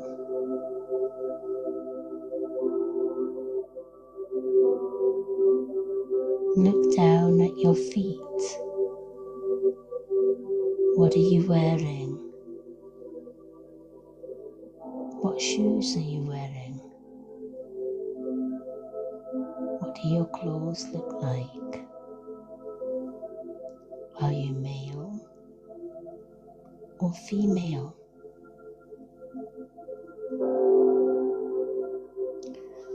As you look up, there is either a path, a road, or a lane in front of you. Start to walk down this road or lane. Look around you. Where are you? A village? A city? A town? By the beach? Listen to the sounds and the sights all around you. Are there people here? Are you in the country or in woodlands? Start to follow the road or the lane, and as you do so, in front of you, a person approaches. They greet you by name. What is your name?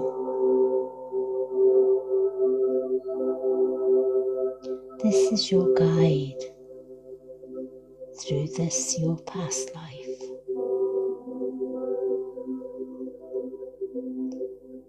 Take a few moments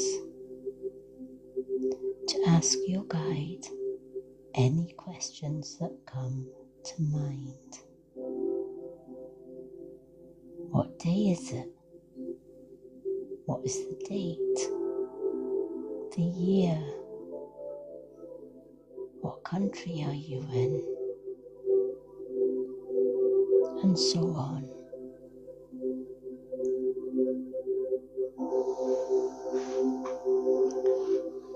Ask your guide as many questions as you wish.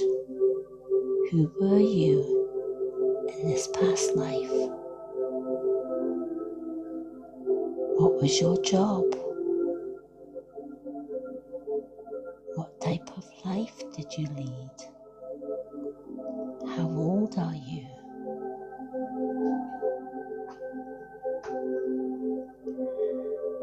Ask your guide to give you a tour of this past life.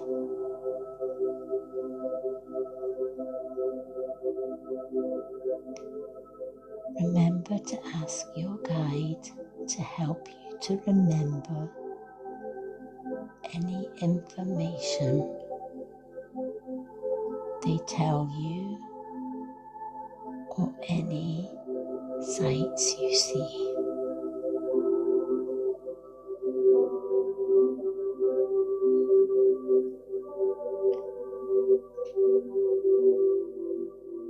Take your time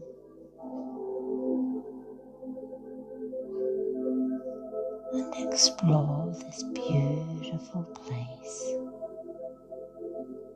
Get to know who you were.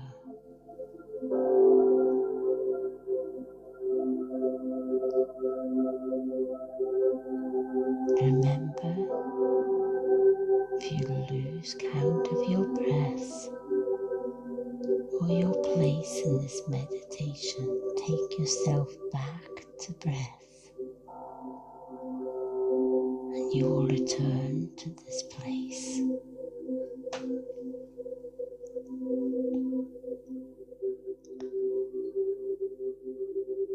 For a few moments,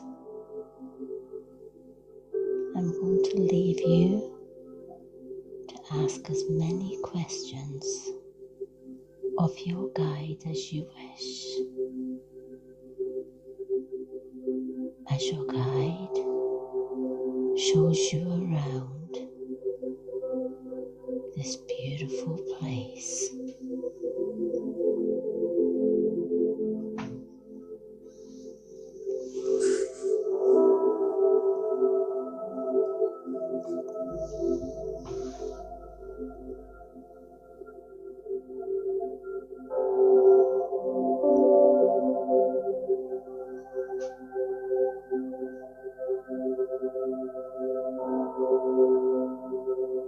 Notice what you see,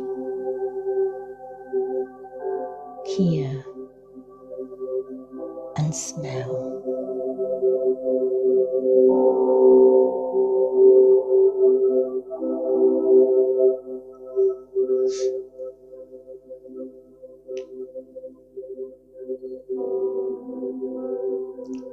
When you are ready to go on to the next door, thank your guide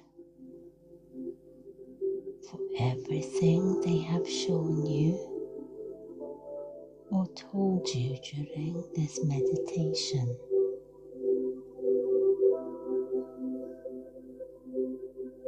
And in your own time, bid farewell to your guide as you continue to walk along this road, path, or lane, paying attention as you do so to what is all around you. As you look back, your guide disappears into the distance, and you are once again on your own, walking further along this road, path, or lane.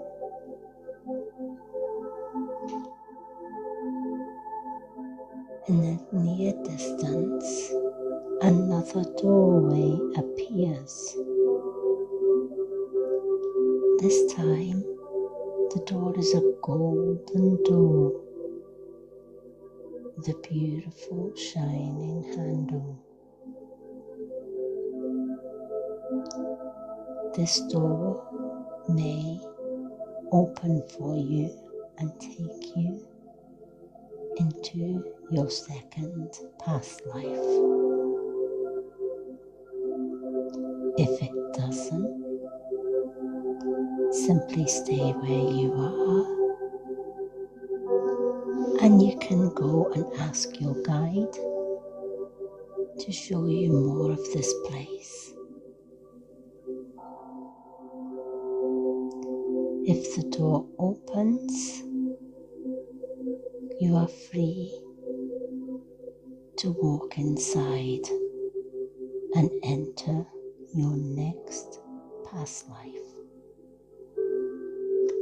Walk up to the door now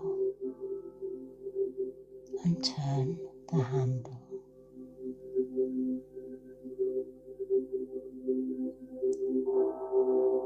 As the door opens, another bright light blinds your way. You shield your eyes until the light disperses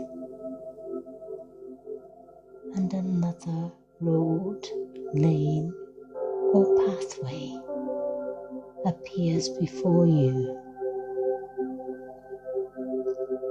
Take a walk through that doorway,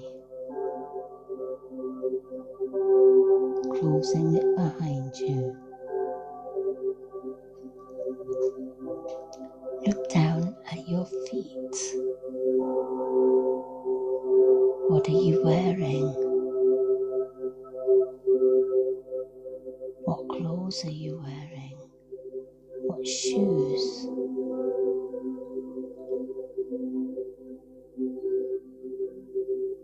Pay attention to where you are. Are you in a town? A city? By the sea? Or somewhere else?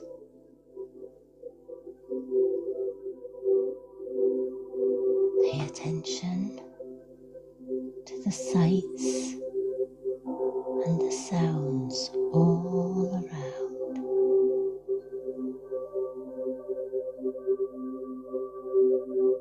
Once again,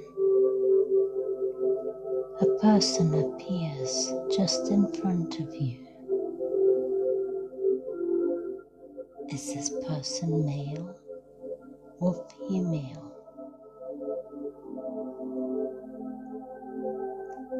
They call your name.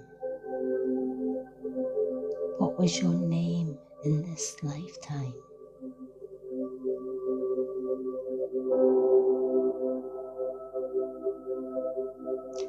As this guide approaches, this is your time once more to ask them any question about this lifetime that you need to ask.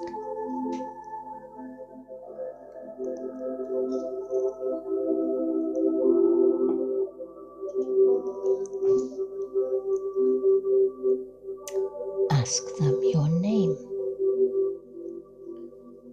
the year, what country it is, what town are you in,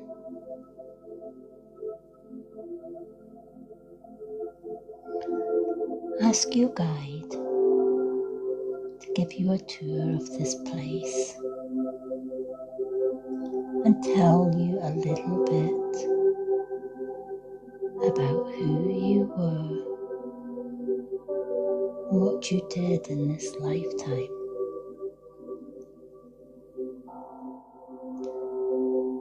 Again, ask your guide to help you to remember who and what you were in this lifetime when you come back to your own time.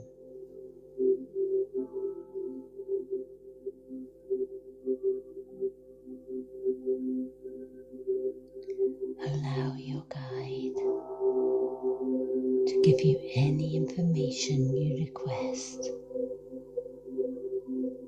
as he or she shows you around this place.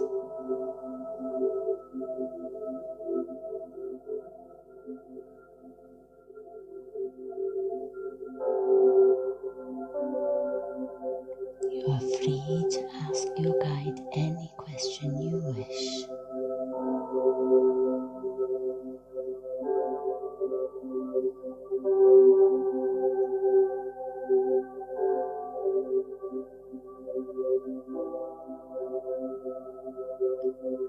Pay attention to your surroundings.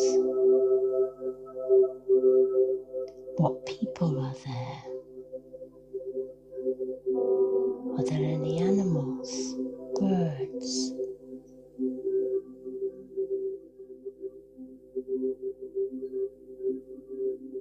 Does anyone acknowledge you or call you by name?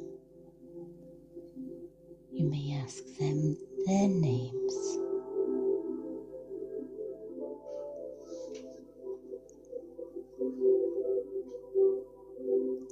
Take your time. There is no rush.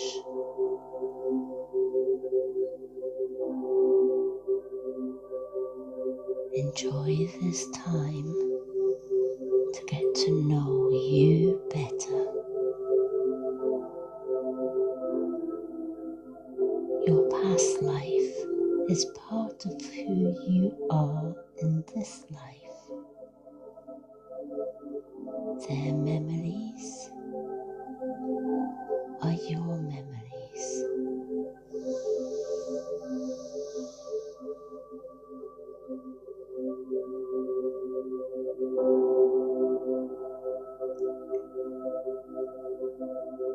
If you come out of meditation, bring yourself back by counting your breath. Deep breath in through the nose, hold and breathe out.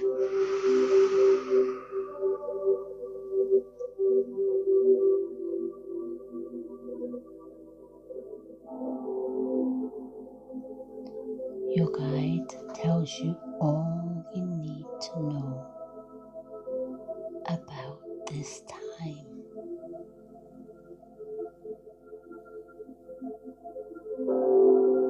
They'll show you important places, people, and situations that made you who you are today.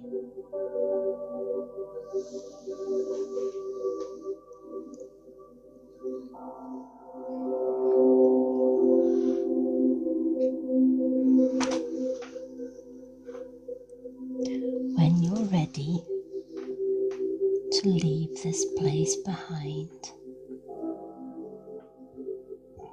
remember to thank your guide.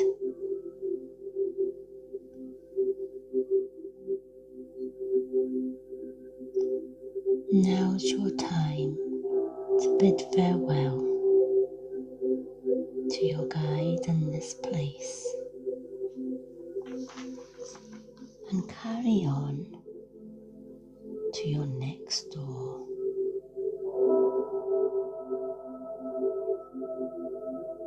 In front of you is the road and lane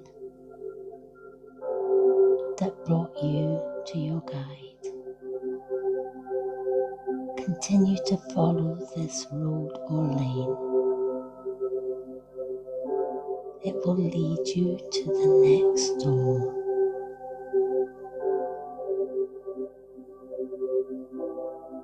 As you look back, your guide fades into the distance and gradually disappears. As you look forward along the door,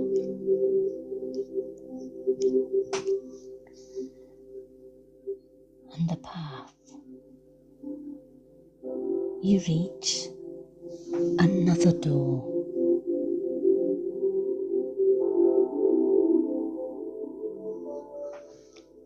This door is a green door, and it is arched with a wooden handle. Again, a light shines underneath this door.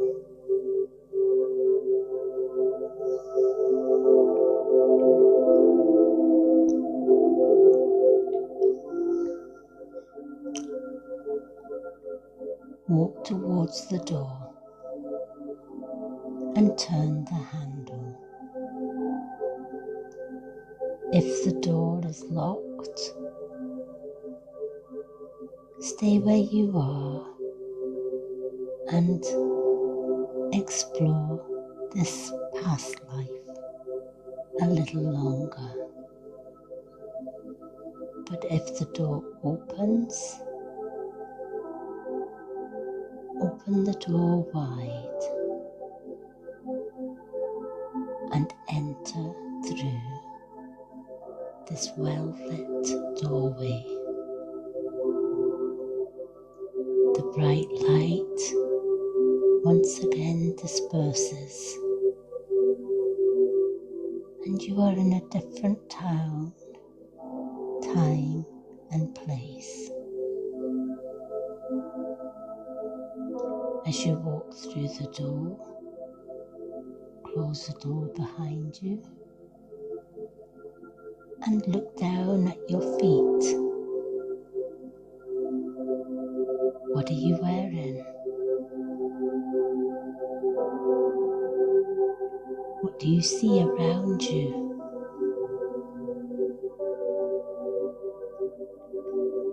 What is before you? Is it a path? A road? A lane? A forest trail? When you're ready, walk forward, paying attention to what is around you. Maybe it's a forest with deep woods and babbling brooks. Maybe it's a town or a city or the countryside or a beach.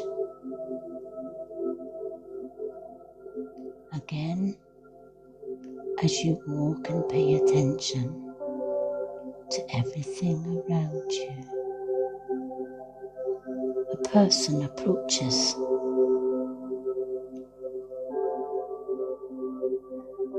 This person, are they male or female?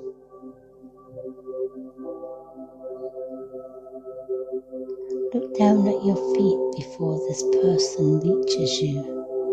What are you wearing?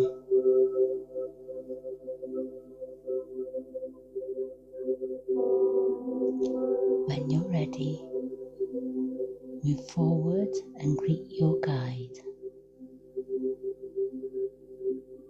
Ask your guide what your name is. What is the year? What is the time?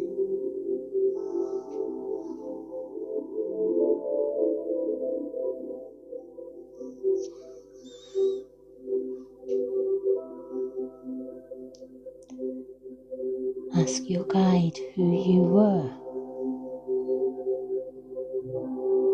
Are you male or female? Rich or poor? Happy or sad? Young or old?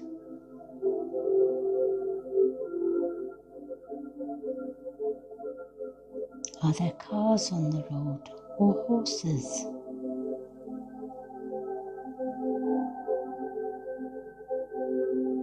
Are there people around you? Take your time to introduce yourself to them.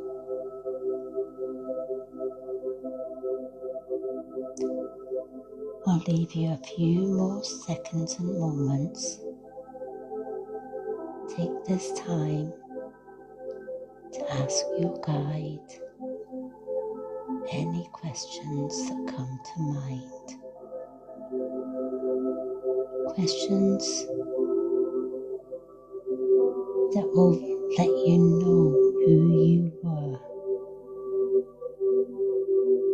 in this time.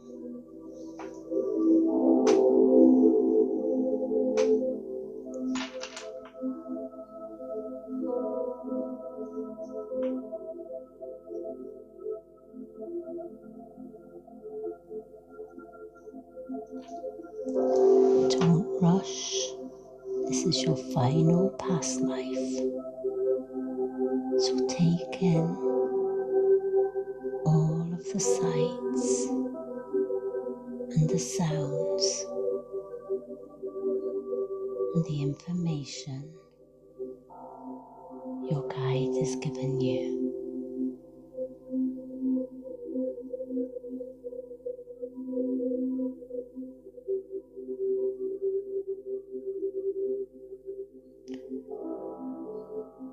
Once again,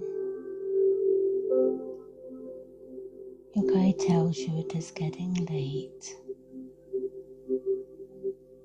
and you must head for home. Your guide reminds you you can return here anytime you wish, simply by finding this meditation on my YouTube, The Wisdom of the Crone,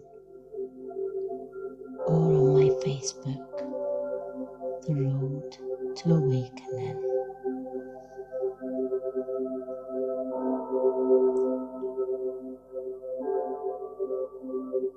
You bid your guide farewell and thank them for showing you everything in this place. The people, the houses, the sounds and sights.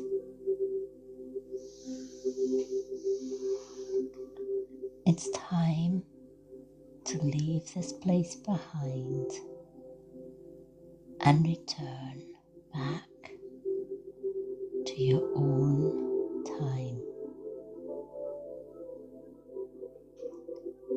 Take your focus back to the path in front of you, or the road in front of you. Follow that road, and as you look back, see your guide disappear into the distance.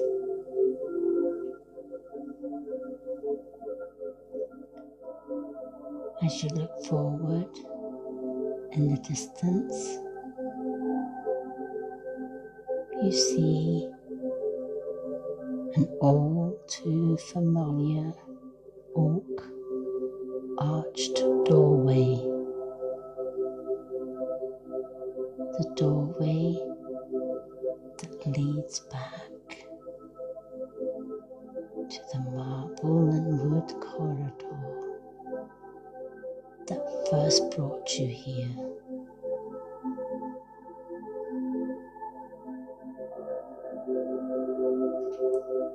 Even if you are still in the corridor,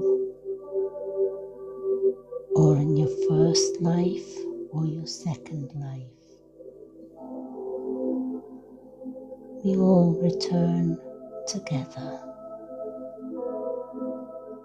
Walk up to this beautiful oak door, and when you're ready, take a hold of the handle and open the door and walk through. Take one last look back at your past life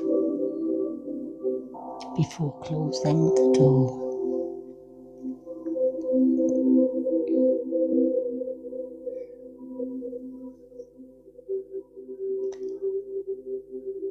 Once you've closed the door, we walk along the marble stone floor hall with the beautiful wooden panelled walls. See the candles flicker as you walk along this corridor and return to the marble stairway.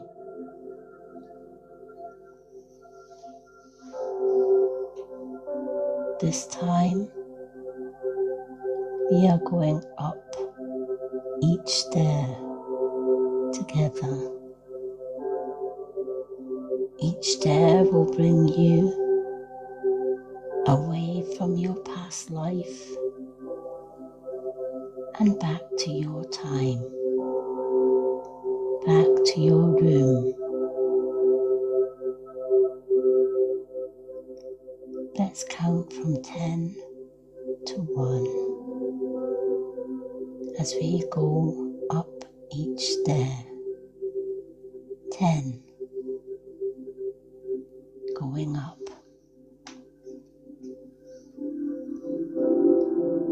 9, going further up.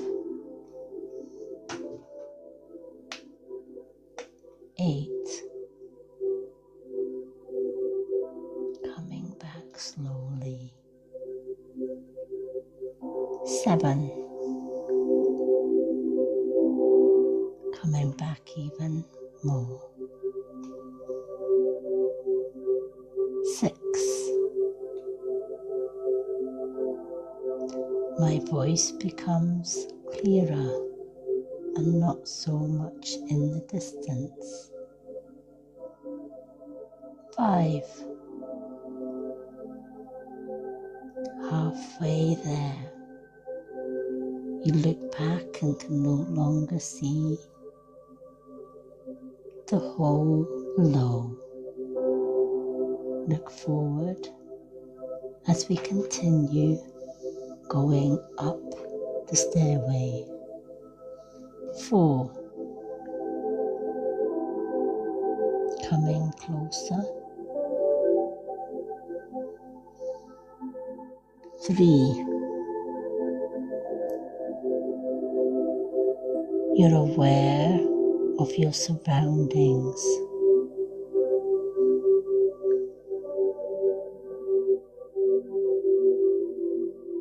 2, back into your body,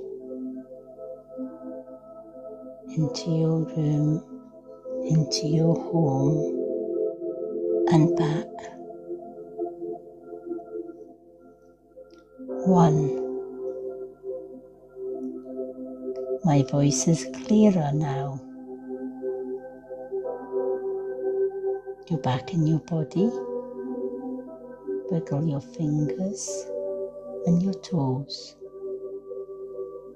to bring you fully back to your body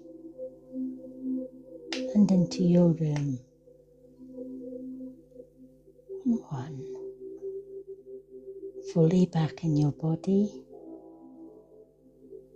and fully back.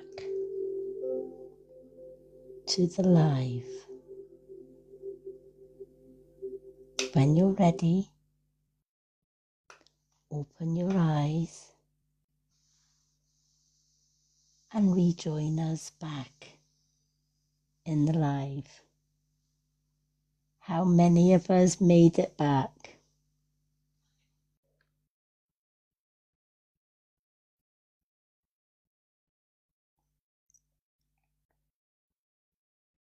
Are you back, Naomi? Welcome back, Linda. Welcome back, Lady M. How did you get on? Oh, I don't know. It was the queerest thing happened to me. I don't know. I felt We something. love queer. Tell us all about it. No, I just felt something on my face, rolling down my face. Wow.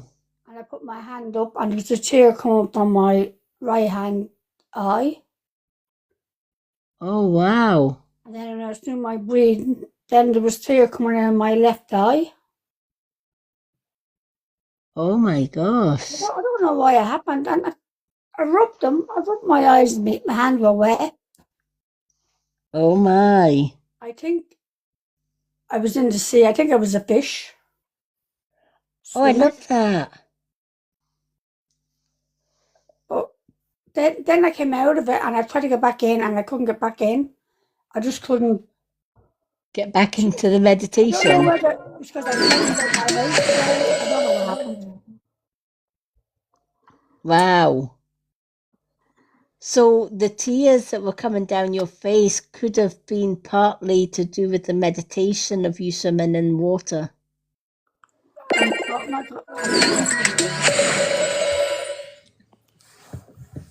Or the emotions of it all. Yeah, I think I said that must be the water, the tears coming out of my eyes. Yeah. Wow, I think that's the first time you've done that meditation and you weren't human. Yeah, I think it is. Thank you for Linda, the level up heart sparks. Yes. Hi, Aaron. Linda, if you don't mind, could you just check your inbox message from me? Can I what? Say that again? Check your inbox messages from me, Okay, hold on. and then tell Lady M what I sent to you. Hold on there now. Because I was interrupted, so I didn't do the whole thing. However, once Linda has read her messages, it might become a bit clearer. Okay. While Linda's doing that, did anybody else do the meditation? How are you doing, Aaron? You've just missed our past life meditation.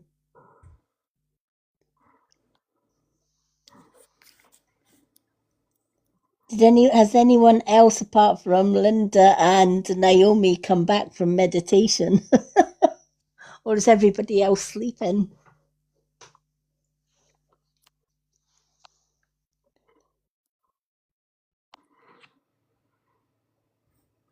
Is Alana back? Alana, did you come back?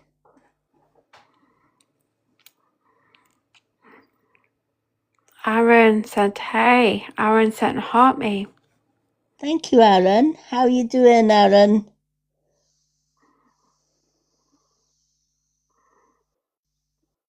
Aaron, if you've missed this meditation, you definitely have to go to my YouTube channel, the Wisdom of the Crone, and try this meditation. It will blow your mind, honestly. Hi, Leanne Morrison. Welcome in. For those that have just joined us, you've just missed an amazing past life regression meditation.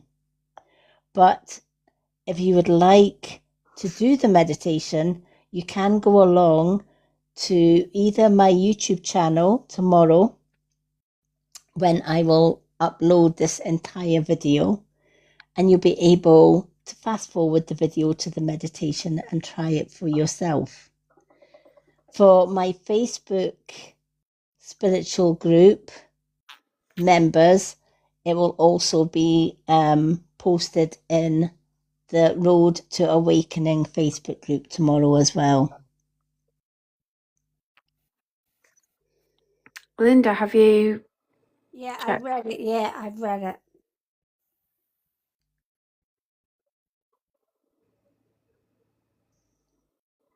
You Naomi said, I was going to say you can share it.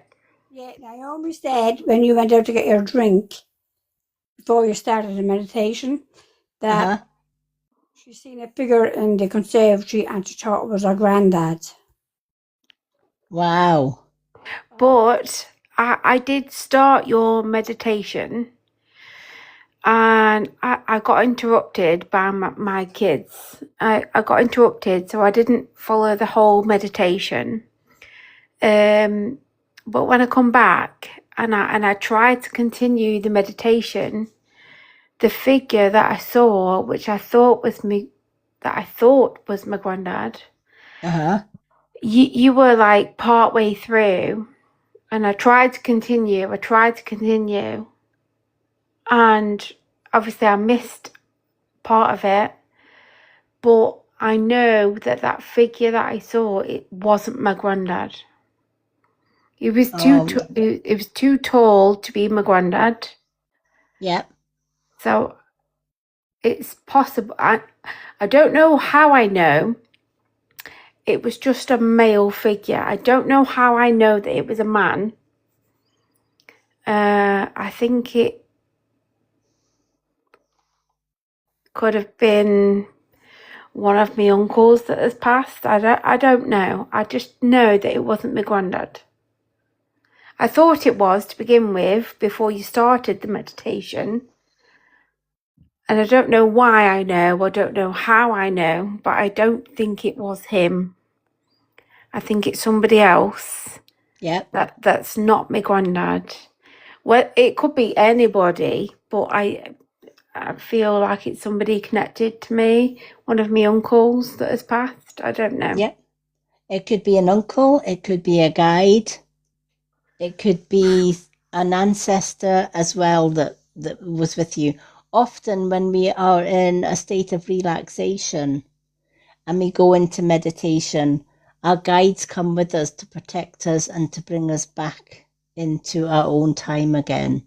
Yeah, so I got interrupted because one of my kids got up. Yeah. So I was really, thank you for the wee dove, Linda. really annoyed.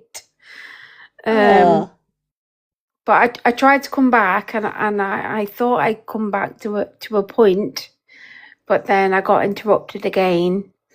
But the figure that I thought I saw, that I thought was my granddad, I don't think it was him. Yep. Always go with your intuition. If your intuition is telling you, nope, this isn't who you thought it wasn't your granddad, but it was somebody else. Always go with your intuition. My granddad is the most recent male that has passed recently. But however, he's also lost 3 sons in my life. Yep. Two before I was born. But I like the figure that I thought I saw. I mean, it could just be my mind playing tricks on me, but when I came to rejoin your meditation after I got interrupted, and I tried, I believe the figure that I saw, it wasn't my granddad. I don't know how I know that. I don't know. I know it's not my granddad, but I know it's your soul. someone. Yeah, it's your someone soul close. will know. Yeah, it's the reason you know, and you don't know how you know, is because your soul will know who it is. I'm so angry that I got interrupted. But you know what? You're in my Facebook group anyway, and so it's going to be shared tomorrow. In fact, I'll probably share it later on tonight so that it's there for everybody tomorrow. And anyone that has missed it, or they got interrupted, or they came out of it too early, etc., don't see that as a failure. See that as, well, at least I got something. It's a bit like Marianne. Marianne said at first when she was going down the stairways, it was all dark and she couldn't see anything. But then the further she got into it, she could see bushes and trees. Again, remember, if this is your first time doing these type of meditations, don't expect to get a whole load of things first time. This is a new experience for you. And sometimes we do get interrupted. But the beauty of it is I always do share my lives on YouTube and Facebook, so that if anyone has missed anything, they can go back at any time and re-watch and redo the meditations. Now, in the future, I am actually hoping, this is just in the pipeline at the minute, to do some audio CDs with guided meditations. So watch this space, because there's a lot of people ask me if I would consider doing guided meditations, etc. And absolutely, I haven't forgotten your requests, folks. So that will be coming in the hopefully not too distant future. For those that are interested in being able to have their very own CD that has a guided meditation. I'm also planning on doing a Facebook group which is purely all guided meditations. So there's no there's no introductions into it. There's no chatting before it, chatting after it like we do on a live. It would just be going straight into your relaxation exercises and straight into the meditation. And it gives people that little bit of a chance to be able just to go into that group and scroll down all the different meditations. So if that's something that you would like, let me know. Send me a message, and when I set that group up, I will more than happy to add you to that group if meditation is something that you would like to do. Hi, Joanne Franklin, welcome in. I think Linda's one is amazing, that she was actually a fish swimming about in water. That would have been beautiful. Little Mermaid, eat your heart out, Linda. But isn't it funny how we automatically assume that if we're doing a past life meditation that we're going to be a human being? It's not always the case.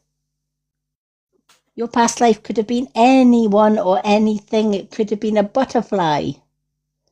Could have been a dinosaur. Could have been one of the first dinosaurs, right? Why did the tears come out of my eyes? Yeah, it could have been emotions. Your guides, sometimes in meditation, your guides can do healing.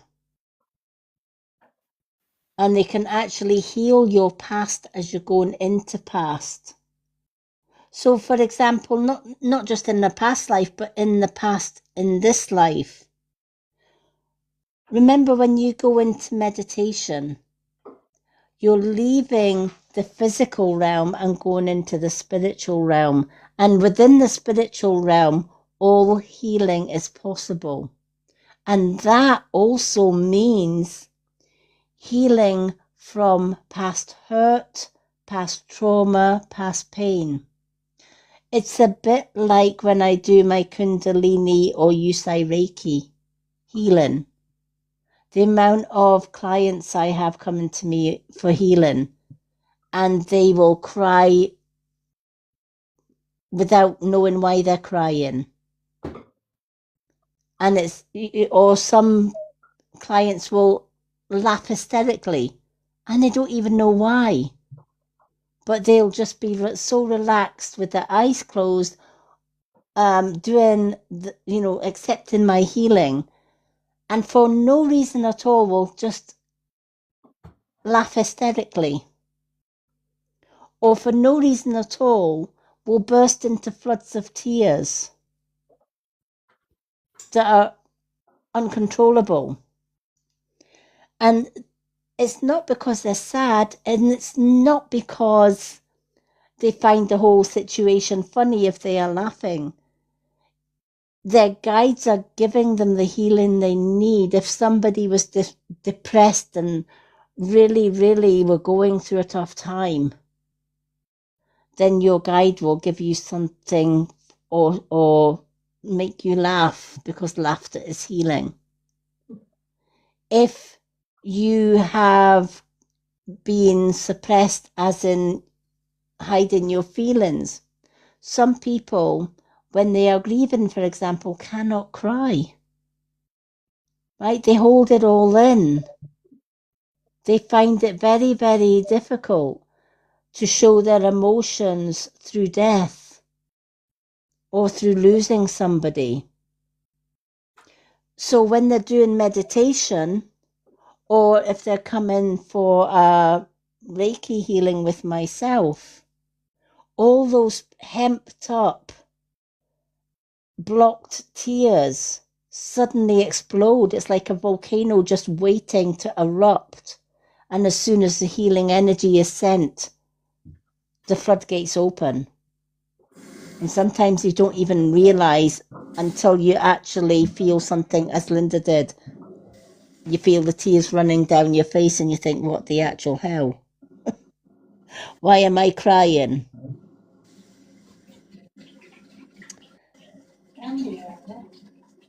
It was funny. Yeah. Where I put my hands up and my fingers were away. I thought I was feeling things. Nope. You can, even in meditation. Meditation is healing. It can heal the present and it can heal the past. And it can also heal the past life. My house today, and I took the spirit, my mother out. I was sick of all sorts. No. Cleansing your home will only remove negative spirits. It will never, ever remove the good ones. Negative spirits do not like Palo Santos or California white sage. They hate it with a passion because they are the opposite to cleansing, right? My ex was he was the darkest force you could ever think of on this planet. He's an evil being. And every time he went to work, I would take out my Californian sage and I would absolutely sage the shit out of the house. Every corner, every nook, every cranny. And when he came home, he would physically vomit because he could not stand the smell of the sage. Whereas somebody that is a good intention could come into my home and the sage wouldn't bother them. But every time he came home from his work and he used to beg, please don't use that shit before I come home because I can't stand it. I did it even more. I thought it was a lovely smell. Yeah, it is.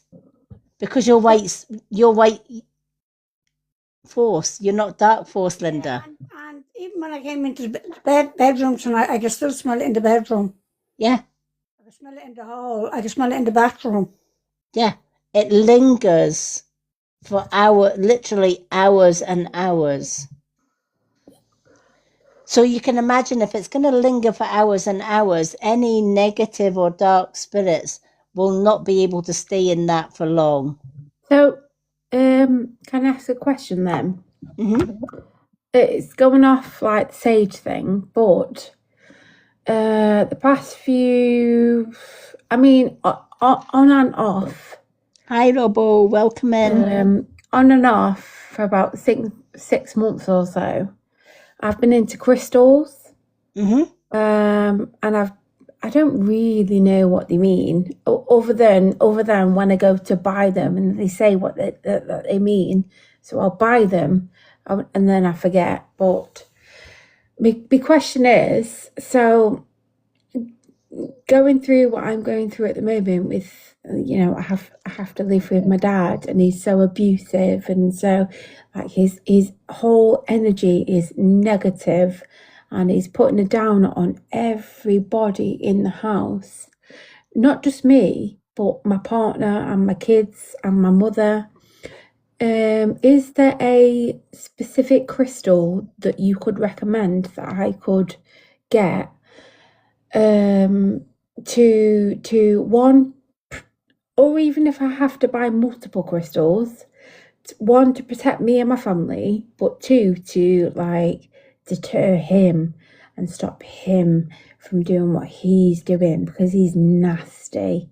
Yeah. He's horrible. He's a horrible force, and whatever he does affects all of us. Yeah.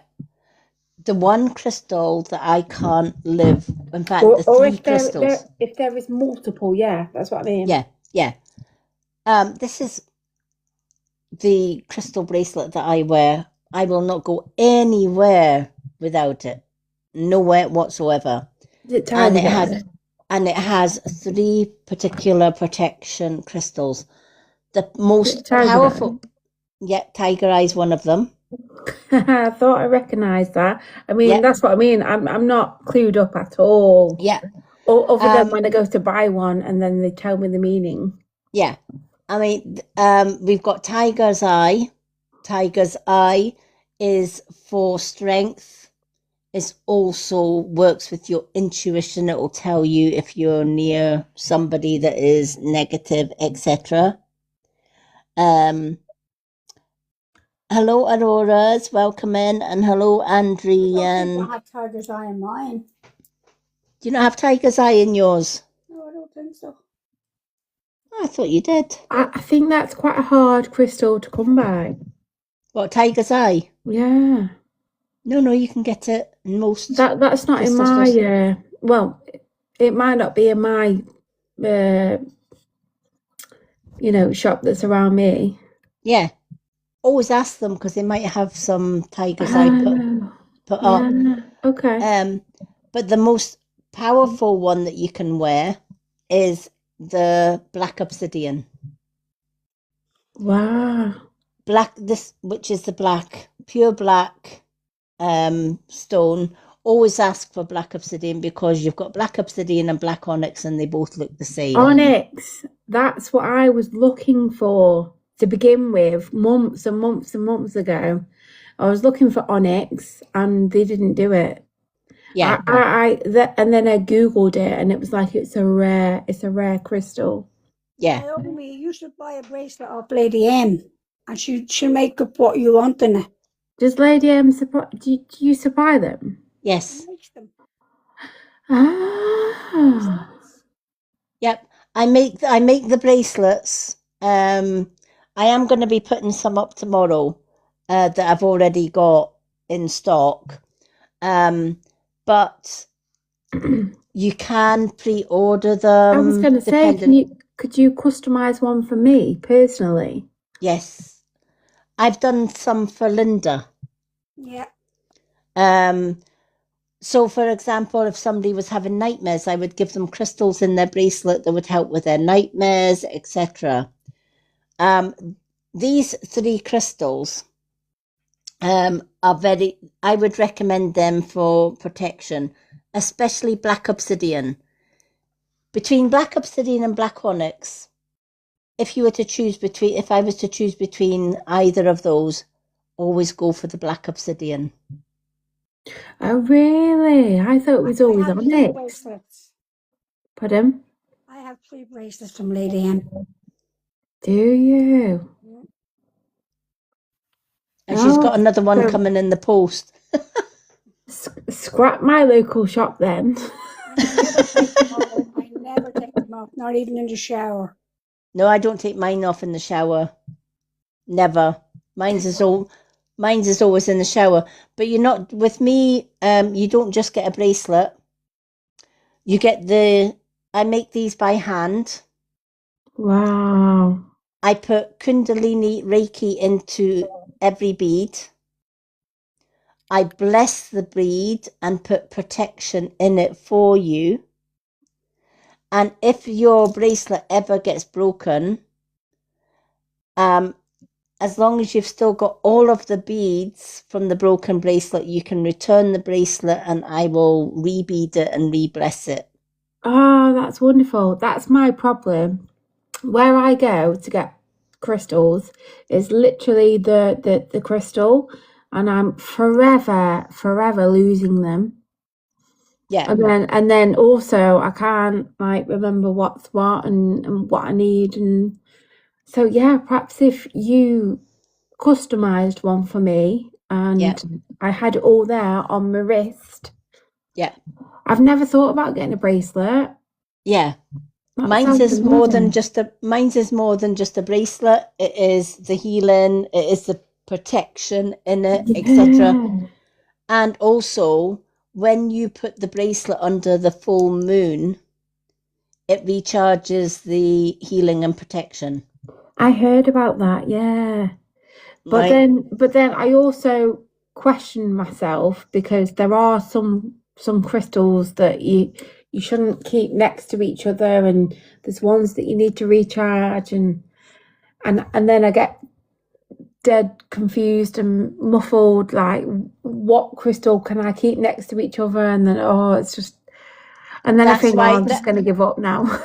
That's why Linda always asks me for the bracelets. She'll say, right, this is my issue, Lady M. What crystals can you put in a bracelet to help me with this issue?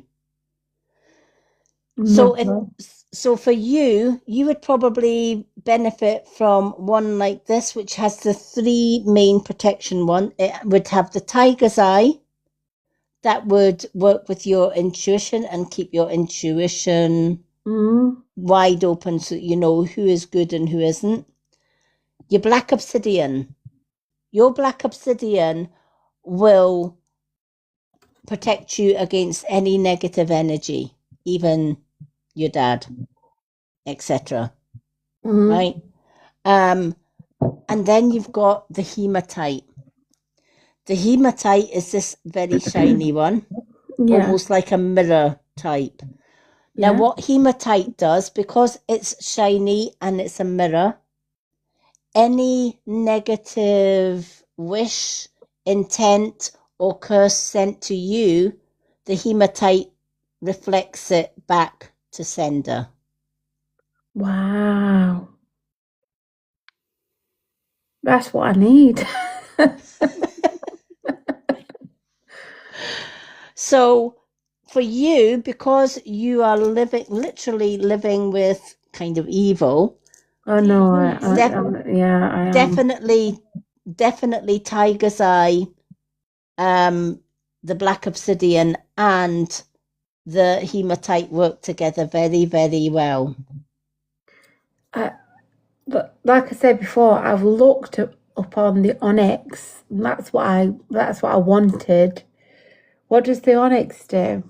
Black onyx gives you peace of mind more than protect. It kind of protects your mind from negativity, but it's not as powerful as black obsidian in ways of protecting you from somebody that's pretty much evil. Right. Okay, that makes sense. Yeah.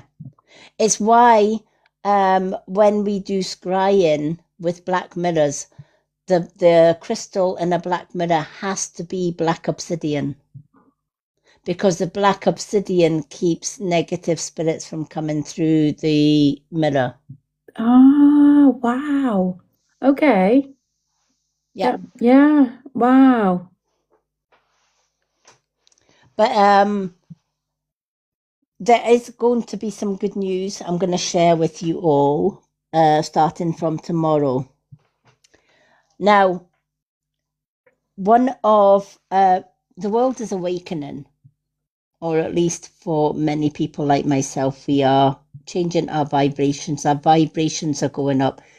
Linda's had some interesting awakening symptoms like ringing in the ears and slight headaches, etc.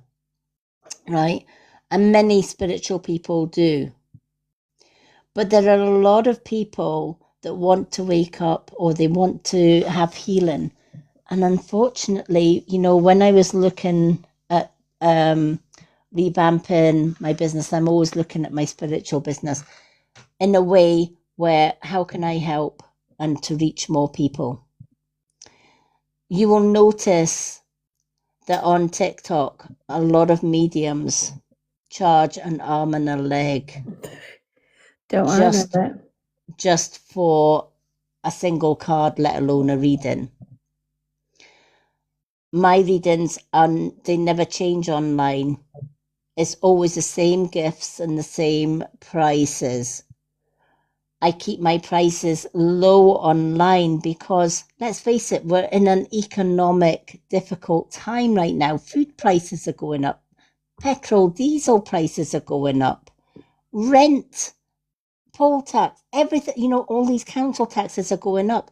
People can't afford to pay 80, 90 pounds or more for a reading. Or 30 or 40 pounds now for a Kundalini Reiki session, etc. Which means a lot of people that need the healing are missing out.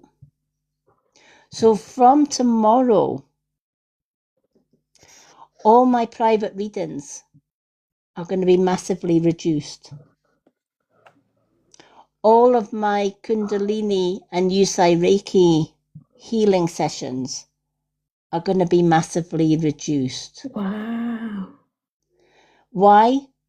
Because I want to reach people who genuinely cannot afford to go to a Reiki master and pay 30 or 40 pounds or sometimes more just to get a Reiki healing. Yep. They just can't afford it. You know, if they've got a choice between Reiki healing or buying a loaf of bread, of course they're going to buy their food, right? And this is the world that we live in. And a lot of people will say, oh, Lady M keeps her prices on her lives very low, probably because she's a fake reader. Because if she was a genuine reader, her prices would be high. It's not about the cost. Right? Just because one reader charges, say, £80 for one reading, and one reader charges £8 for a reading, for the same reading, does that mean the one that's charging a fortune is better than the one that's charging the £8? No. It's what their mindset and their opinion around, or their values around money sits.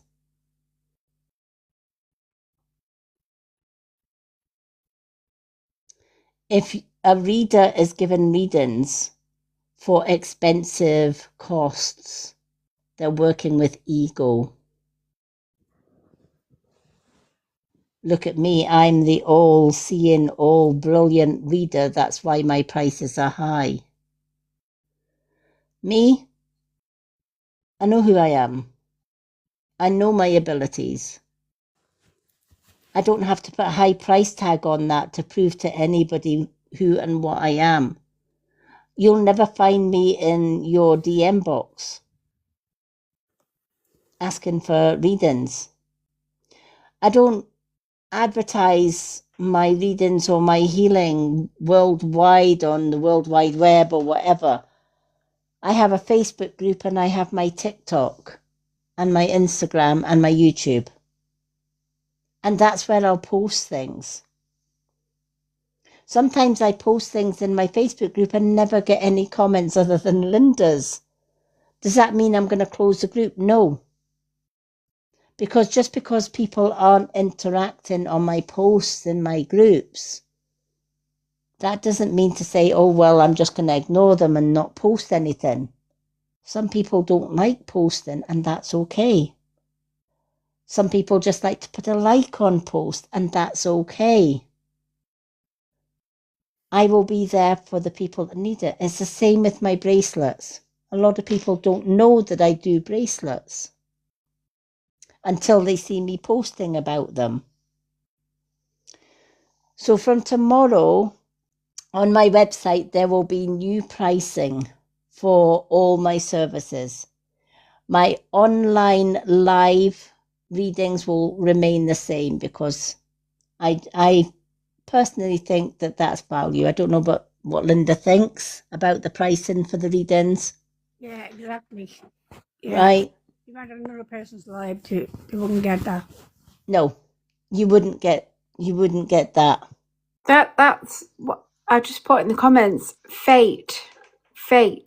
I was looking and looking and looking, and I come across so many different, in inverted commas, mediums that claim to be and was charging multiple pounds, and it just so happens that I come across you, and you didn't even need to charge me a penny. I just sent you a like or whatever, and whatever I asked, you told me, and it was the whole truth. It's fate. There's a reason I come across you. Yeah. Linda's the very same. Yeah. Right? Linda came across me, just fate. Probably like most people, they were scrolling through TikTok and find me. I don't advertise who I am. Definitely. I didn't know who you were at all. Yeah. I was searching and searching and searching, and many different, influencers, shall we say, claimed to be that they could, give you a reading or whatnot. And then I'd get messages in my inbox going, give me £80 and I will give you a reading. No. Yeah. You've been called to me. No, you haven't been called to me. I come across your live and I liked your live and I followed you.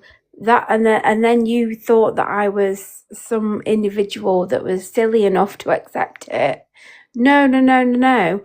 I come across Lady M's live. I liked Lady M's live, and I was liking and sharing. And I only asked you one question, and you didn't ask anything from me. Nope. I never do. Exactly. And whatever I asked, you told me, and it so happens to be the answer that I needed. Yeah. The answer that was the truth. Yeah.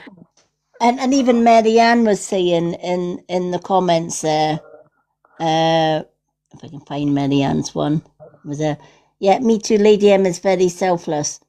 I'm just me, right? Yeah, I found that out 100%. Yeah, I'm just me. I look at what the world is like. I'm always reading people and situations, and I'm always watching in the background of other readers. I personally now do not follow back any other readers. I don't have to, right? Not because I don't like them, but mainly because it's a conflict of my interests. Why would I follow? And if I do follow a reader, it's probably because I've went to that reader and pretty much asked for a reading and tested them out. Yeah. Right. I recently got a reader in my inbox. It was somebody followed me back. And they gave me this huge long spiel. Now, I didn't ask for a reading. I didn't ask for anything. And they gave me this reading and, this whole long... And I read it and I'm like, what the actual heck? Right? That happened to me. I just followed somebody and then I got an inbox with like message after message after message. And I was like, no. Well, this was a book. And this person was telling me how unhappy I was that I had a bad partner and I had a really sad life and that I was looking for happiness and I was looking for joy and positivity and I wanted, a better life. I needed better finance. And I'm reading this and I'm like, really? So then I gave it some thought and I thought, right, okay, let me respond to this twat who claims to know Lady M very, very well. And I said to them, thank you for your reading. Let me respond. I'm in a lifetime soulmate, happy, contented relationship. He is my fiancé as well. Am I sad with that? Is he a bad person? No, he's not. Regardless of what you think, that I am unhappy in my life and that I want more riches and wealth, you couldn't be further from the truth. Am I looking for this, that, and the next? No. Now, with that being said, let me give you a little bit of advice. My advice for your future is to choose a different career because your tarot reading or your spiritual reading is pretty much shit. And you're not going to get anywhere with it. And then I blocked and carried on with the rest of my day. I just blocked them when I get them. Oh, do you just block them? Oh no, I just blocked them. Oh no, I just give them what for? No, now I block them. When they reach out to me, I'm like, yeah, whatever. Yeah. Oh no, I'll tell them, I'll burst their ego. They come into my inbox with ego. I've got the biggest pin ever to pop it. No problem. Funny thing is, even if I don't block them, they block me. They don't like me. That's fine. But yeah. So, I looked at, I spent this weekend revaluing things, evaluating not what my needs are particularly, because I already know what my needs are. My needs are to help other people in this world because there are people suffering. And, I've been in other mediums' lives and I've seen people in the comments that you just know need direction, but they can't afford the high price tag. And I'm like, this is not right. This just is not right. And when you look at Native American tribes and Native American people, if they want a medicine woman, they take what they can afford to the medicine woman or the medicine man. That might be a pouch of tobacco. It might be a hand-carved peace pipe. Is that holy man going to turn around and say, oh no, is that all you're giving me is a pouch of tobacco? No. he gladly trades his healing or her healing abilities for trade with that pouch of tobacco. It's a trade of energy. Doesn't matter how little the cost. Some Native American tribes will make jewelry for the holy man or the medicine woman and trade that. Some even trade their horse. It's not the price tag that is important. It's giving a service that is affordable to those who need it. And if the ones that work with ego are telling others, oh, don't go to that medium because her prices are too cheap, which means she's not the real deal. Never judge a book by its cover. Ask yourself, well, why is that medium charging lower prices while the other one is charging a fortune? Naomi said, Lady M, honestly, I was struggling so much, and I still am, but when I found you, you helped me so much. Yeah. And that is where my niche lies. And so from tomorrow, when you go on my website, because I will be doing the new pricing tonight, so they will be on my website and on my Facebook as well. There will be new pricing for my private readings because I do private Facebook Messenger readings as well as Facebook ones. Even my bracelets are going to be slightly reduced so that my healing bracelets can reach more people. And in the fall, I will be, during the winter times when I'm not so busy running about and gathering sun rays for my vitamin C, etc., I will be making dream catchers with healing energy in them as well, and protection. So there's a lot that I want to do moving forward to help others. And I'm starting with lower prices so that I can reach more people.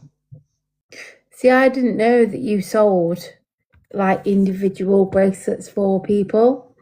Now that I know, I'm definitely going to be ordering like a customized one if you can do that. Yes, I can do customized ones. All Linda's ones are customized. Yeah, like obviously I've told you a lot over our lives or your lives. I suppose I have to message you individually just between me and you so I can tell you what I think I need, or you can tell me what I think I need. Well, for your situation, I would definitely go for the tiger's eye, the hematite, and the black obsidian. That's the only 3 crystals that you will ever need. I might even put in an amethyst for healing as well. Definitely, that sounds really good. like I say, my local, it's like a farm shop, but she has a crystal shop as well. Yeah. I don't really know what I'm looking for. I know I want something. It's just when I go into the shop and it tells me that this crystal's for that and this crystal's for that, I'm like, okay, I'm going to get them. But literally, they're just crystals. They're little, really small crystals. And I have lost a few along the way. So if it is something that I can keep around my wrist or something that's going to protect me or whatever, I'm really into all that, and I believe that these things are really gonna that's horrible to say, but these are gonna really help me. Yes, items, yeah. Marianne was saying, me too, I was on the edge, and Lady M, you brought me back with your lovely calm voice. Yes. Oh, bless. I'm Love forever that. thankful, and may you be blessed. Oh, thank you so much for that. But you know what? May you be blessed as well. And that's what I bring to the table, is to help people like Marianne, like Naomi, like Linda. Now, when I first met Linda, she was a little hermit that never came out of her house. She never spoke.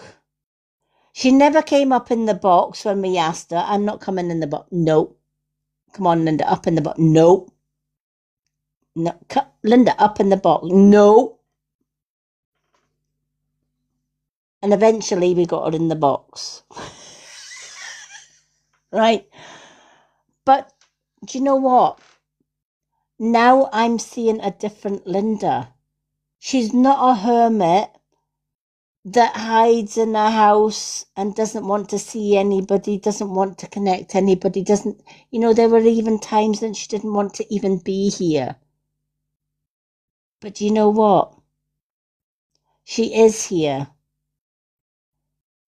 I adopted her as my spiritual sister not so long ago. Yes, you did. And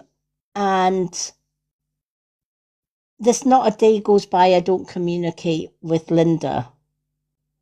But when I look at the Linda that came here before and the Linda that I see now, man, oh man, this Linda will protect her family like a Rottweiler, right? Cross Linda, you better run, because Linda can get to the gate in 2 seconds, can you, kind of thing, right? She's come out of her shell. She's more independent than ever. She's gone on holiday on a whim, which is something she never ever would have done. And, she comes on here and supports our lives, and everybody loves Linda. As Naomi said at the beginning, it felt odd that I was here before Linda because we're so used to Linda being up in that box. Yeah. Right? That's all down to you, Lady M. Definitely, definitely. It wasn't for you. But not just for me, Linda, right? It's all right you saying it's, that's all down to you, right? But it's all down to you as well. You could quite have easily said, I ain't going in your bloody box and I ain't going on and doing modding for you night after night. But you know what? Linda's here night after night. She's usually comatose by the morning because of the late nights, but she's here night after night. And do you know what? Exactly. We love Linda. Yeah, we do love Linda, and that's the thing. Even our Dawn came on one night and just complimented Linda to the hilt. And you know what? That warmed my heart. Because the Linda that used to be never ever got all of that. Thank you, Naomi. Thank you, Marianne. Oh, there you go. See, we love Linda. Absolutely, we do. Thank you so much. Absolutely, we do. My fiance's even spoke to Linda, and he absolutely adores her. Oh, that's lovely. Linda, last night Malk says, Linda, I love Linda because Linda's Bluebell number 2 for you. Bluebell was a lady that I helped many years ago. She was such a lovely, lovely soul. But to cut a long story short, her man isolated her. And she lost all her friends because of him, including myself. But I still keep in touch with her. I still write her a message every so often to let her know I haven't abandoned her. I am there all the time for her. and she knows where I am if and when she needs me, and that's what I do. It's really strange. So I hope you don't mind me saying, but when I first started in care, I cared for a lady. Her name was Ada, and she was blind, like completely blind. And when I first started care, she got to know the carers, and she got to know me through touch, and just by touching me, like my face or my arms or whatever, she knew that it was me. She knew that it was Naomi. However, having said that, you get a connection with somebody. I don't think you're supposed to love your residents. You're supposed to like every resident, but there are certain Who residents... says you're not supposed to love your residents? I loved all my residents when I worked in care. Yeah. Well, yeah. You're supposed to, but this particular lady, she just... So I this is when I first started in care. So I was only young. I was like 19, 20 years old. And I'll never forget her. And I just think we built up such a connection.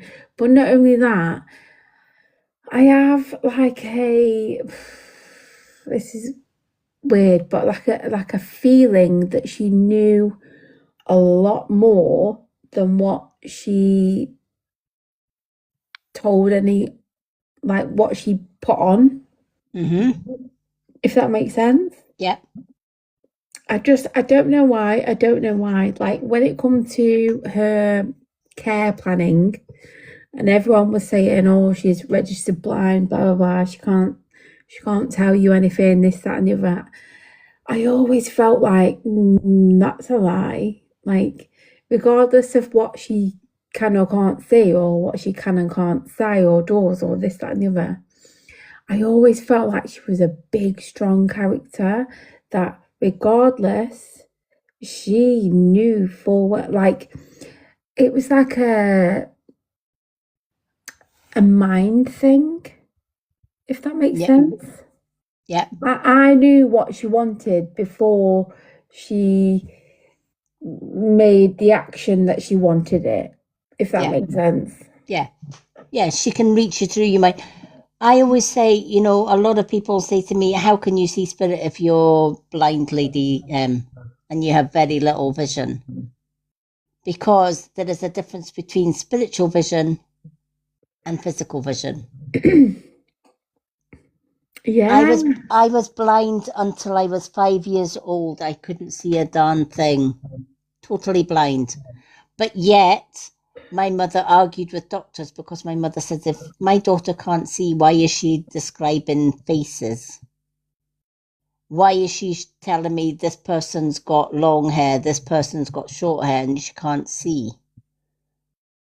Even though there's nobody there, she can see people that aren't there. And the doctors obviously weren't spiritual. They couldn't answer that. But then from the age of 5, I got a little bit of vision back, not a lot, but enough to do. Spent all my life in partially sighted schools. And then about 13, 14 years ago, had 2 cataract eye operations that went badly wrong and lost my vision again, and had to give up a full-time job as a carer looking after adults with autism.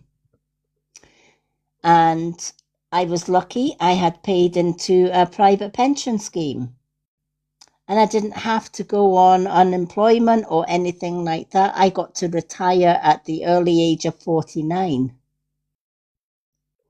And I thought, okay, now that I'm retired and a lady of leisure, what the hell am I going to do now? And my guide said, you might have lost your vision, but you haven't lost your sight as far as readings. You can now work from home as a reader and a healer, because you can send healing distance-wise, which I do. People book distant healing from me all the time. And you don't have to leave the house if you don't have to, if you don't want to. So I thought, you know what? They're right. I'm retired. I've got more time to myself. And so I started my own spiritual business as a blind woman. And I can pick up cards. I can read the cards. Linda reads out the comments that I miss in the comments. But I don't allow my disability to stop me doing what I was called to do in this earth. And I firmly believe that I was meant, even though my gut instinct was to tell me not to go and get the operation, and my evil ex said, go and get the operation, you might end up being normal for once. Anywho's, I got the operation. Looking back, it was probably fate. And looking back, I was probably meant to get that operation, because had I not got the operation, I would have still been working full-time and wouldn't be able to do full-time healing and readings for people that needed it. And it was the universe's way of saying, your gifts are not just for care, your gifts are for the world in general. So I don't see myself as, well, I do see myself as disabled, obviously, because I'm physically blind. But, I have a watering machine now. And the watering machine cost me £200 at the minute. Right now it's down to £164, which I'm kind of kicking myself for, but however. But at that time it was £200 odd. But here's the thing. Not only did I get it because it gave me filtered water, I found one thing that did help me massively as a blind person. You can set the volume of water on that. So, for example, before that, if I was making coffee, 9 out of 10 times, if the coffee mug was dark, the coffee would overspill because I couldn't see where the rim of the cup was. Yeah. And often I would empty the cup and burn myself or whatever. With the watering machine, I now know my favourite coffee mug is 400 mils.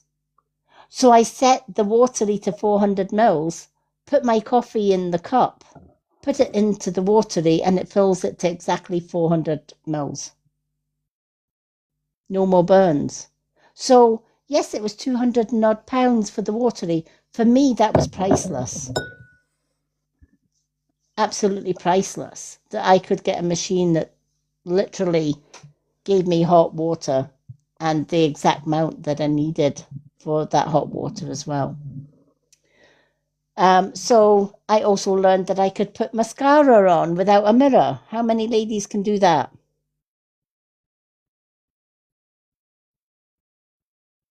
Anybody?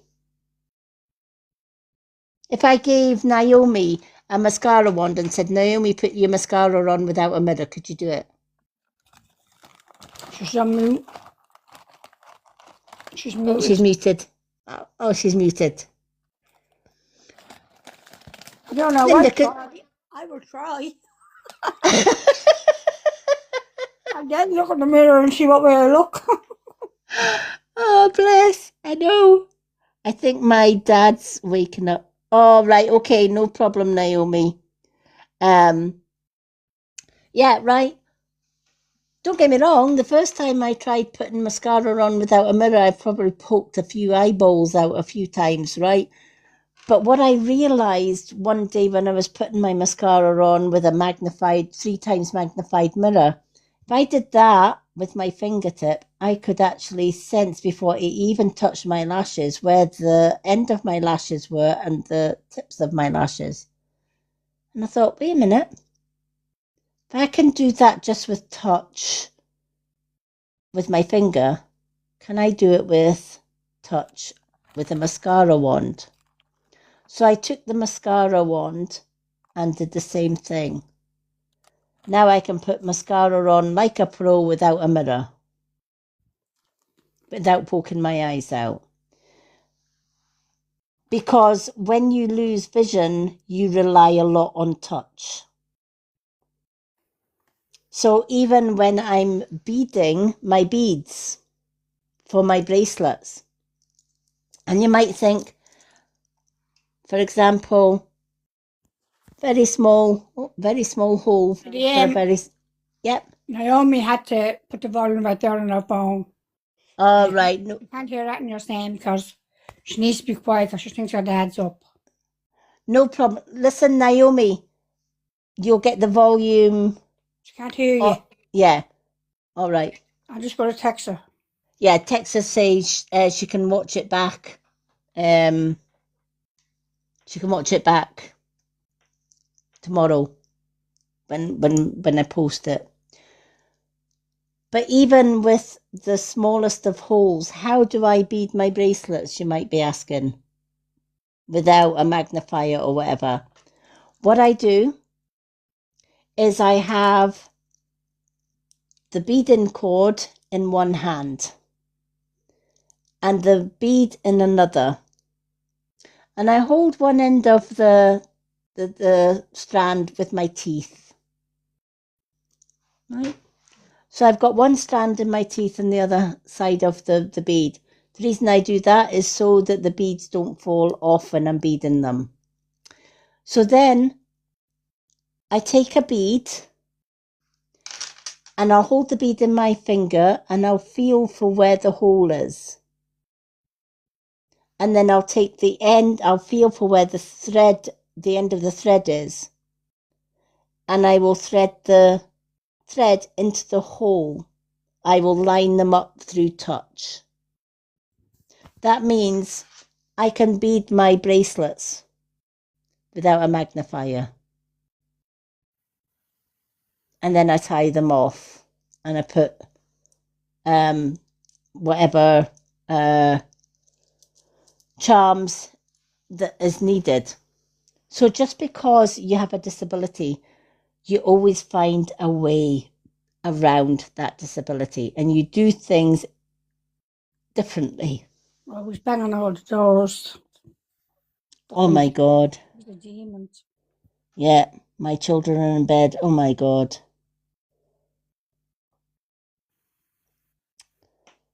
Oh, bless.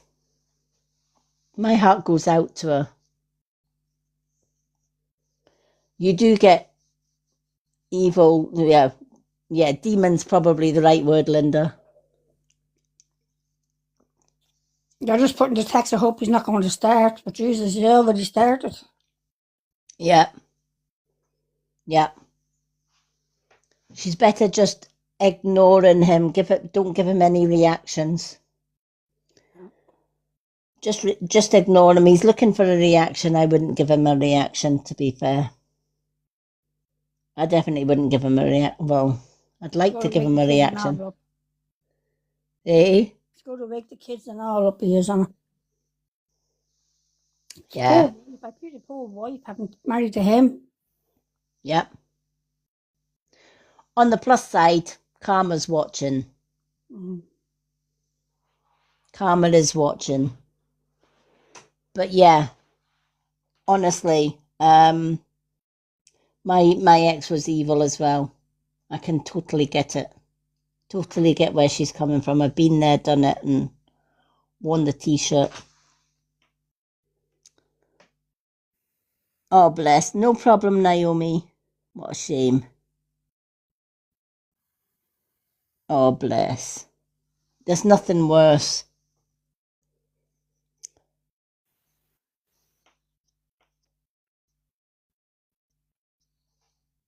So, yeah, there's going to be some new changes, but changes for the better. So from tomorrow, there will be new prices for all my services. There's new prices for my bracelets. The only prices that will stay the same are our spiritual card readings. So they'll stay the same, i.e. the family heart for 2 questions and answers, the side-by-side for 1 card and 1 question and answer. The manifest, that will stay the same for 2 cards, 2 questions and answers. The swan for a mini reading, that will stay the same. And of course, our super fans get 2 cards and 2 questions and answers free. And now we've got Naomi, and not Naomi, well, we have got Naomi as a super fan, but we've now got our Alana, thanks to our beautiful Naomi. This is why I love the people that are here, because they give so open-heartedly. They really do. Not just to me, but to others. Back to his bedroom. I'm going to check on my kids. Oh, bless. No problem, Naomi. What a shame. We will be sort of ending the live just shortly anyway. Linda, can you just message to say that we're almost...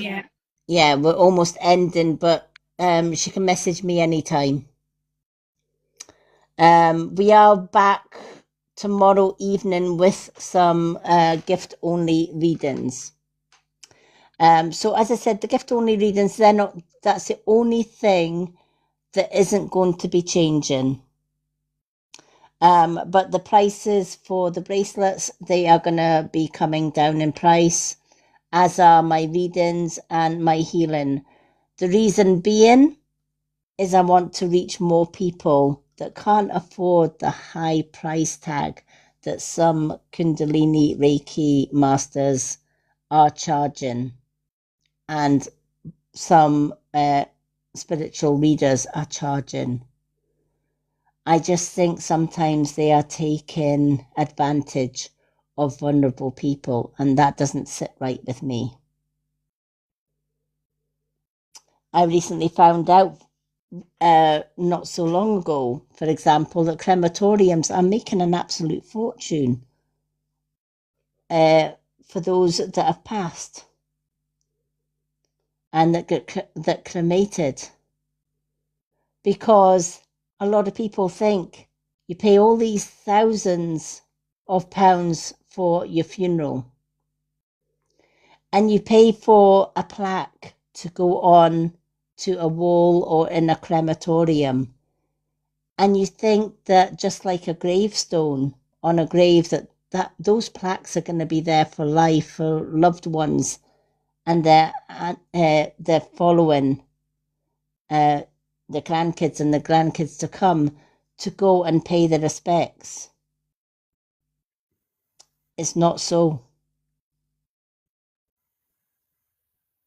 You now have to rent a space in the crematorium for your plaque, and you can put the plaque up you can rent it for periods of 5, 10, 15 or 20 years. I think the lowest price that I was looking at, especially for my mother's plaque, was £100 for 5 years, or £110 for 5 years. But it went up to £450 to £600 for 10 years, or 20 years, a little bit more than that. And I'm like, wow, talk about taxing those that have passed. It is just so sad that, you know, we're in a day and in an age where you can't just cremate somebody and have something that's forever in a crematorium, but you can in a graveyard. And apparently, they are thinking now about asking families to be more responsible and look after the upkeep of the gravestones in graveyards as well. So it looks like the graveyards may go the same way eventually, which I just think is... Oh, Naomi said she's scared. That's disgraceful. Oh my God. She's gone off the live. You must have came down. Oh.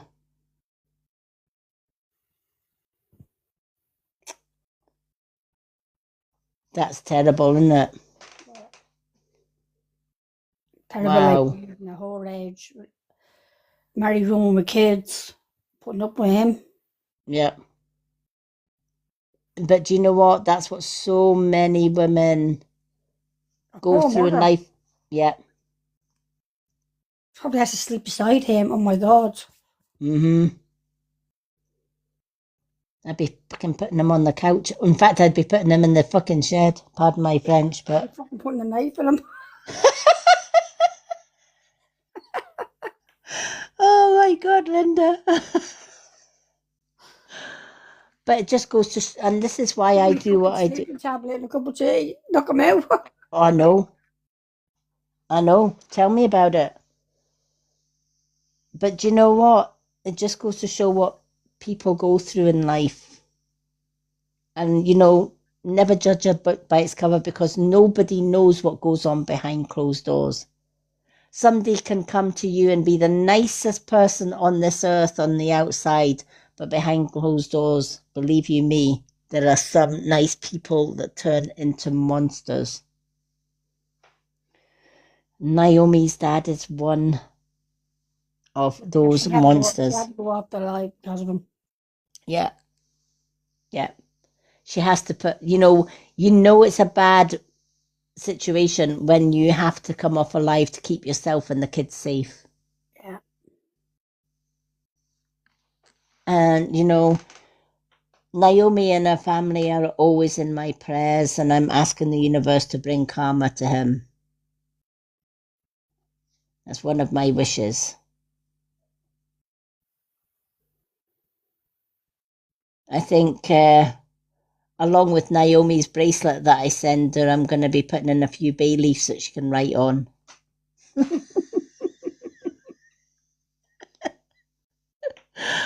Oh, bless.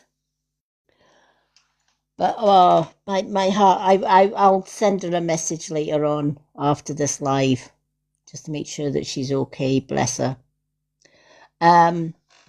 So to wrap up tonight's live, folks, do check out my website tomorrow, because I'm going to be doing all the new pricing tonight so that it's up and ready for a brand new week tomorrow.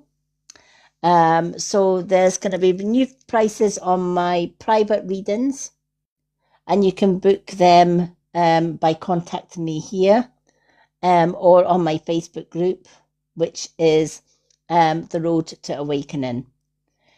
All my social media links are on my website. Where can you find my website? On my bio. There is a link. It's the only link that I've got on my bio, which is my website. When you click on that link, it takes you to my website. If you click a link and it doesn't open, that's not my account, it's a fake account. I'm just waiting for the fake accounts to come with me, because they do come eventually, right? So how do you know that my account is not fake? I've got over 2,600 followers. So you know if it's anything less than that, it's a fake. If you click on my website link and the website does not open, it's a fake. It's not me. If a Lady M comes into your inbox asking for a reading or money, block it, because it's not me. All right? That's how you know that it's a real Lady M and not a fake. Hi, Jimmy Green. Welcome in. There's also another way you can find out you're following the genuine Lady M, is I go live on a Monday, Wednesday, Friday, and Saturday. This week was an exception. We went on the Sunday instead. But from tomorrow, I will be live Monday, Wednesday, Friday, Saturday. So if you're not sure if the account that you are following is me, join me live on Monday, Wednesday, Friday or Saturday from 10:30 p.m. onwards, kind of thing. But I always say between 10:30 and 11. And then follow me from that live. The other way you can do it is go to my profile And there's a little silhouette figure, little black silhouette figure with a cross, with a tick through it. If you click on that figure, you can give me a nickname. It could be any nickname you like. Right? So when you see me on your For You page, it won't have Lady M. It will have your nickname, the nickname that you've gave me. Only you can see that nickname. Nobody else can. So if there was another Lady M comes to you and says, "Hi, I'm Lady M," and it's got Lady M, not your nickname, you know it's fake. Just block it. Everybody has that ability on the account. I've got a nickname for Linda. So that if somebody tries to imitate Linda, I'll know straight away, because if it's not the nickname that comes up, then I know it's not Linda. So it's always good to use that nickname facility on your TikToks. If you want to follow somebody whilst that person is live, go into their profile and give that person a nickname. That nickname will come up every time you see them on TikTok, whether it's on a post or whether it's a live. If that person's face and videos come up, but it's not got the nickname, somebody has used or copied some or recorded some of my videos, used my profile photo, and made a fake account of me because it hasn't got your nickname. So these are just a few ways that you can tell whether you're following the genuine Lady M, because there's only one me. One's enough, I think. Eh? Say that again. I know there's only one. There's only one Lady M. They didn't make two. They bloody broke the mold when they said, "Oh no, we're just making one of that." No. She was a trial run. Let's not do that again. Right? But no, seriously, there is only one Lady M. All right. So do use those features. The best way is make a nickname for me. Call me anything you like, as long as it's nice. Right? And if it's not nice, don't tell me. Right? Just give me a nickname. Right? You can call me Scooby-Doo or anything. Right? Doesn't matter. Right? You know who I am then. Right? So you can either use the nickname one, or you can click on my website link on my bio. And if it doesn't open up my website with my Facebook links on it, etc., then it ain't me. If I jump in your DM box as Lady M asking you for money or readings, it's not me. Block it. Honestly, let's keep each other safe on this app, because a lot of people will take good people and try and make money off the back of them. So do be cautious out there. If anyone does find any fake me's, could you let myself or Linda know? Screenshot the fake me and send it to me or Linda, so that we can report it and block it.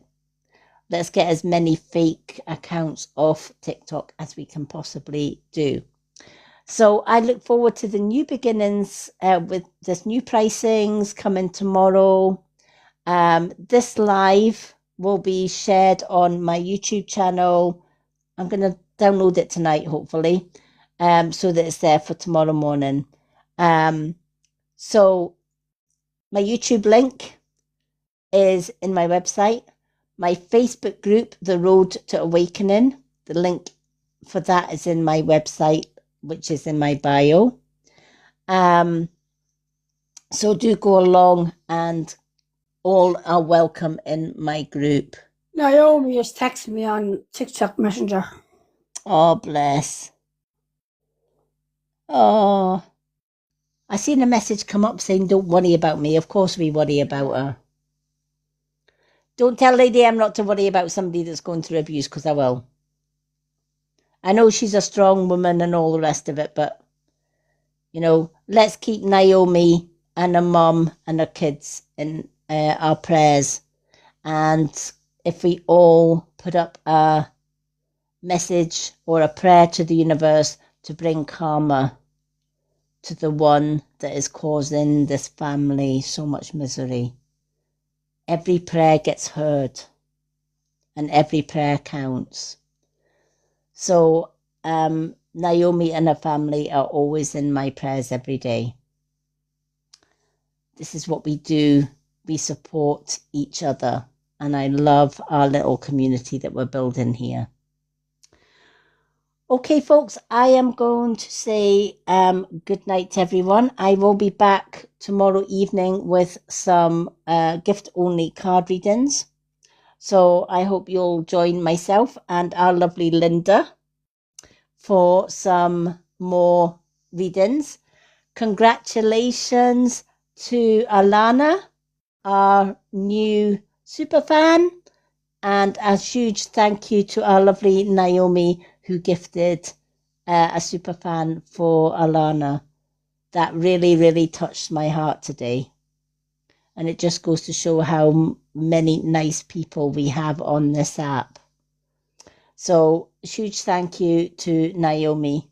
And Naomi will be getting a special shout out on Friday for that as well.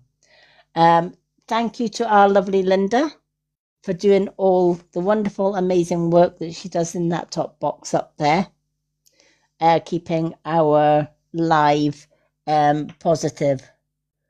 Oh, bless. She's got, I will protect my mum and sister. She's just messaged me. Yeah. Bless her. And just popped up there. Oh, bless. But yeah, I'm going to put in a special request to the universe to protect those that are going through hell and back, like Naomi and her family. I'm going to send love to everyone. Thank you to all who joined us. Naomi, Alana, Linda, Marianne, and everyone else that has come across us. Everybody. And I look forward to seeing you all tomorrow evening. I think everybody will be flaked out after the meditation tonight. Yeah. Okay. Love and blessings, everyone. Yes. And I will catch you all tomorrow evening. Till then, take care. Hi, everybody.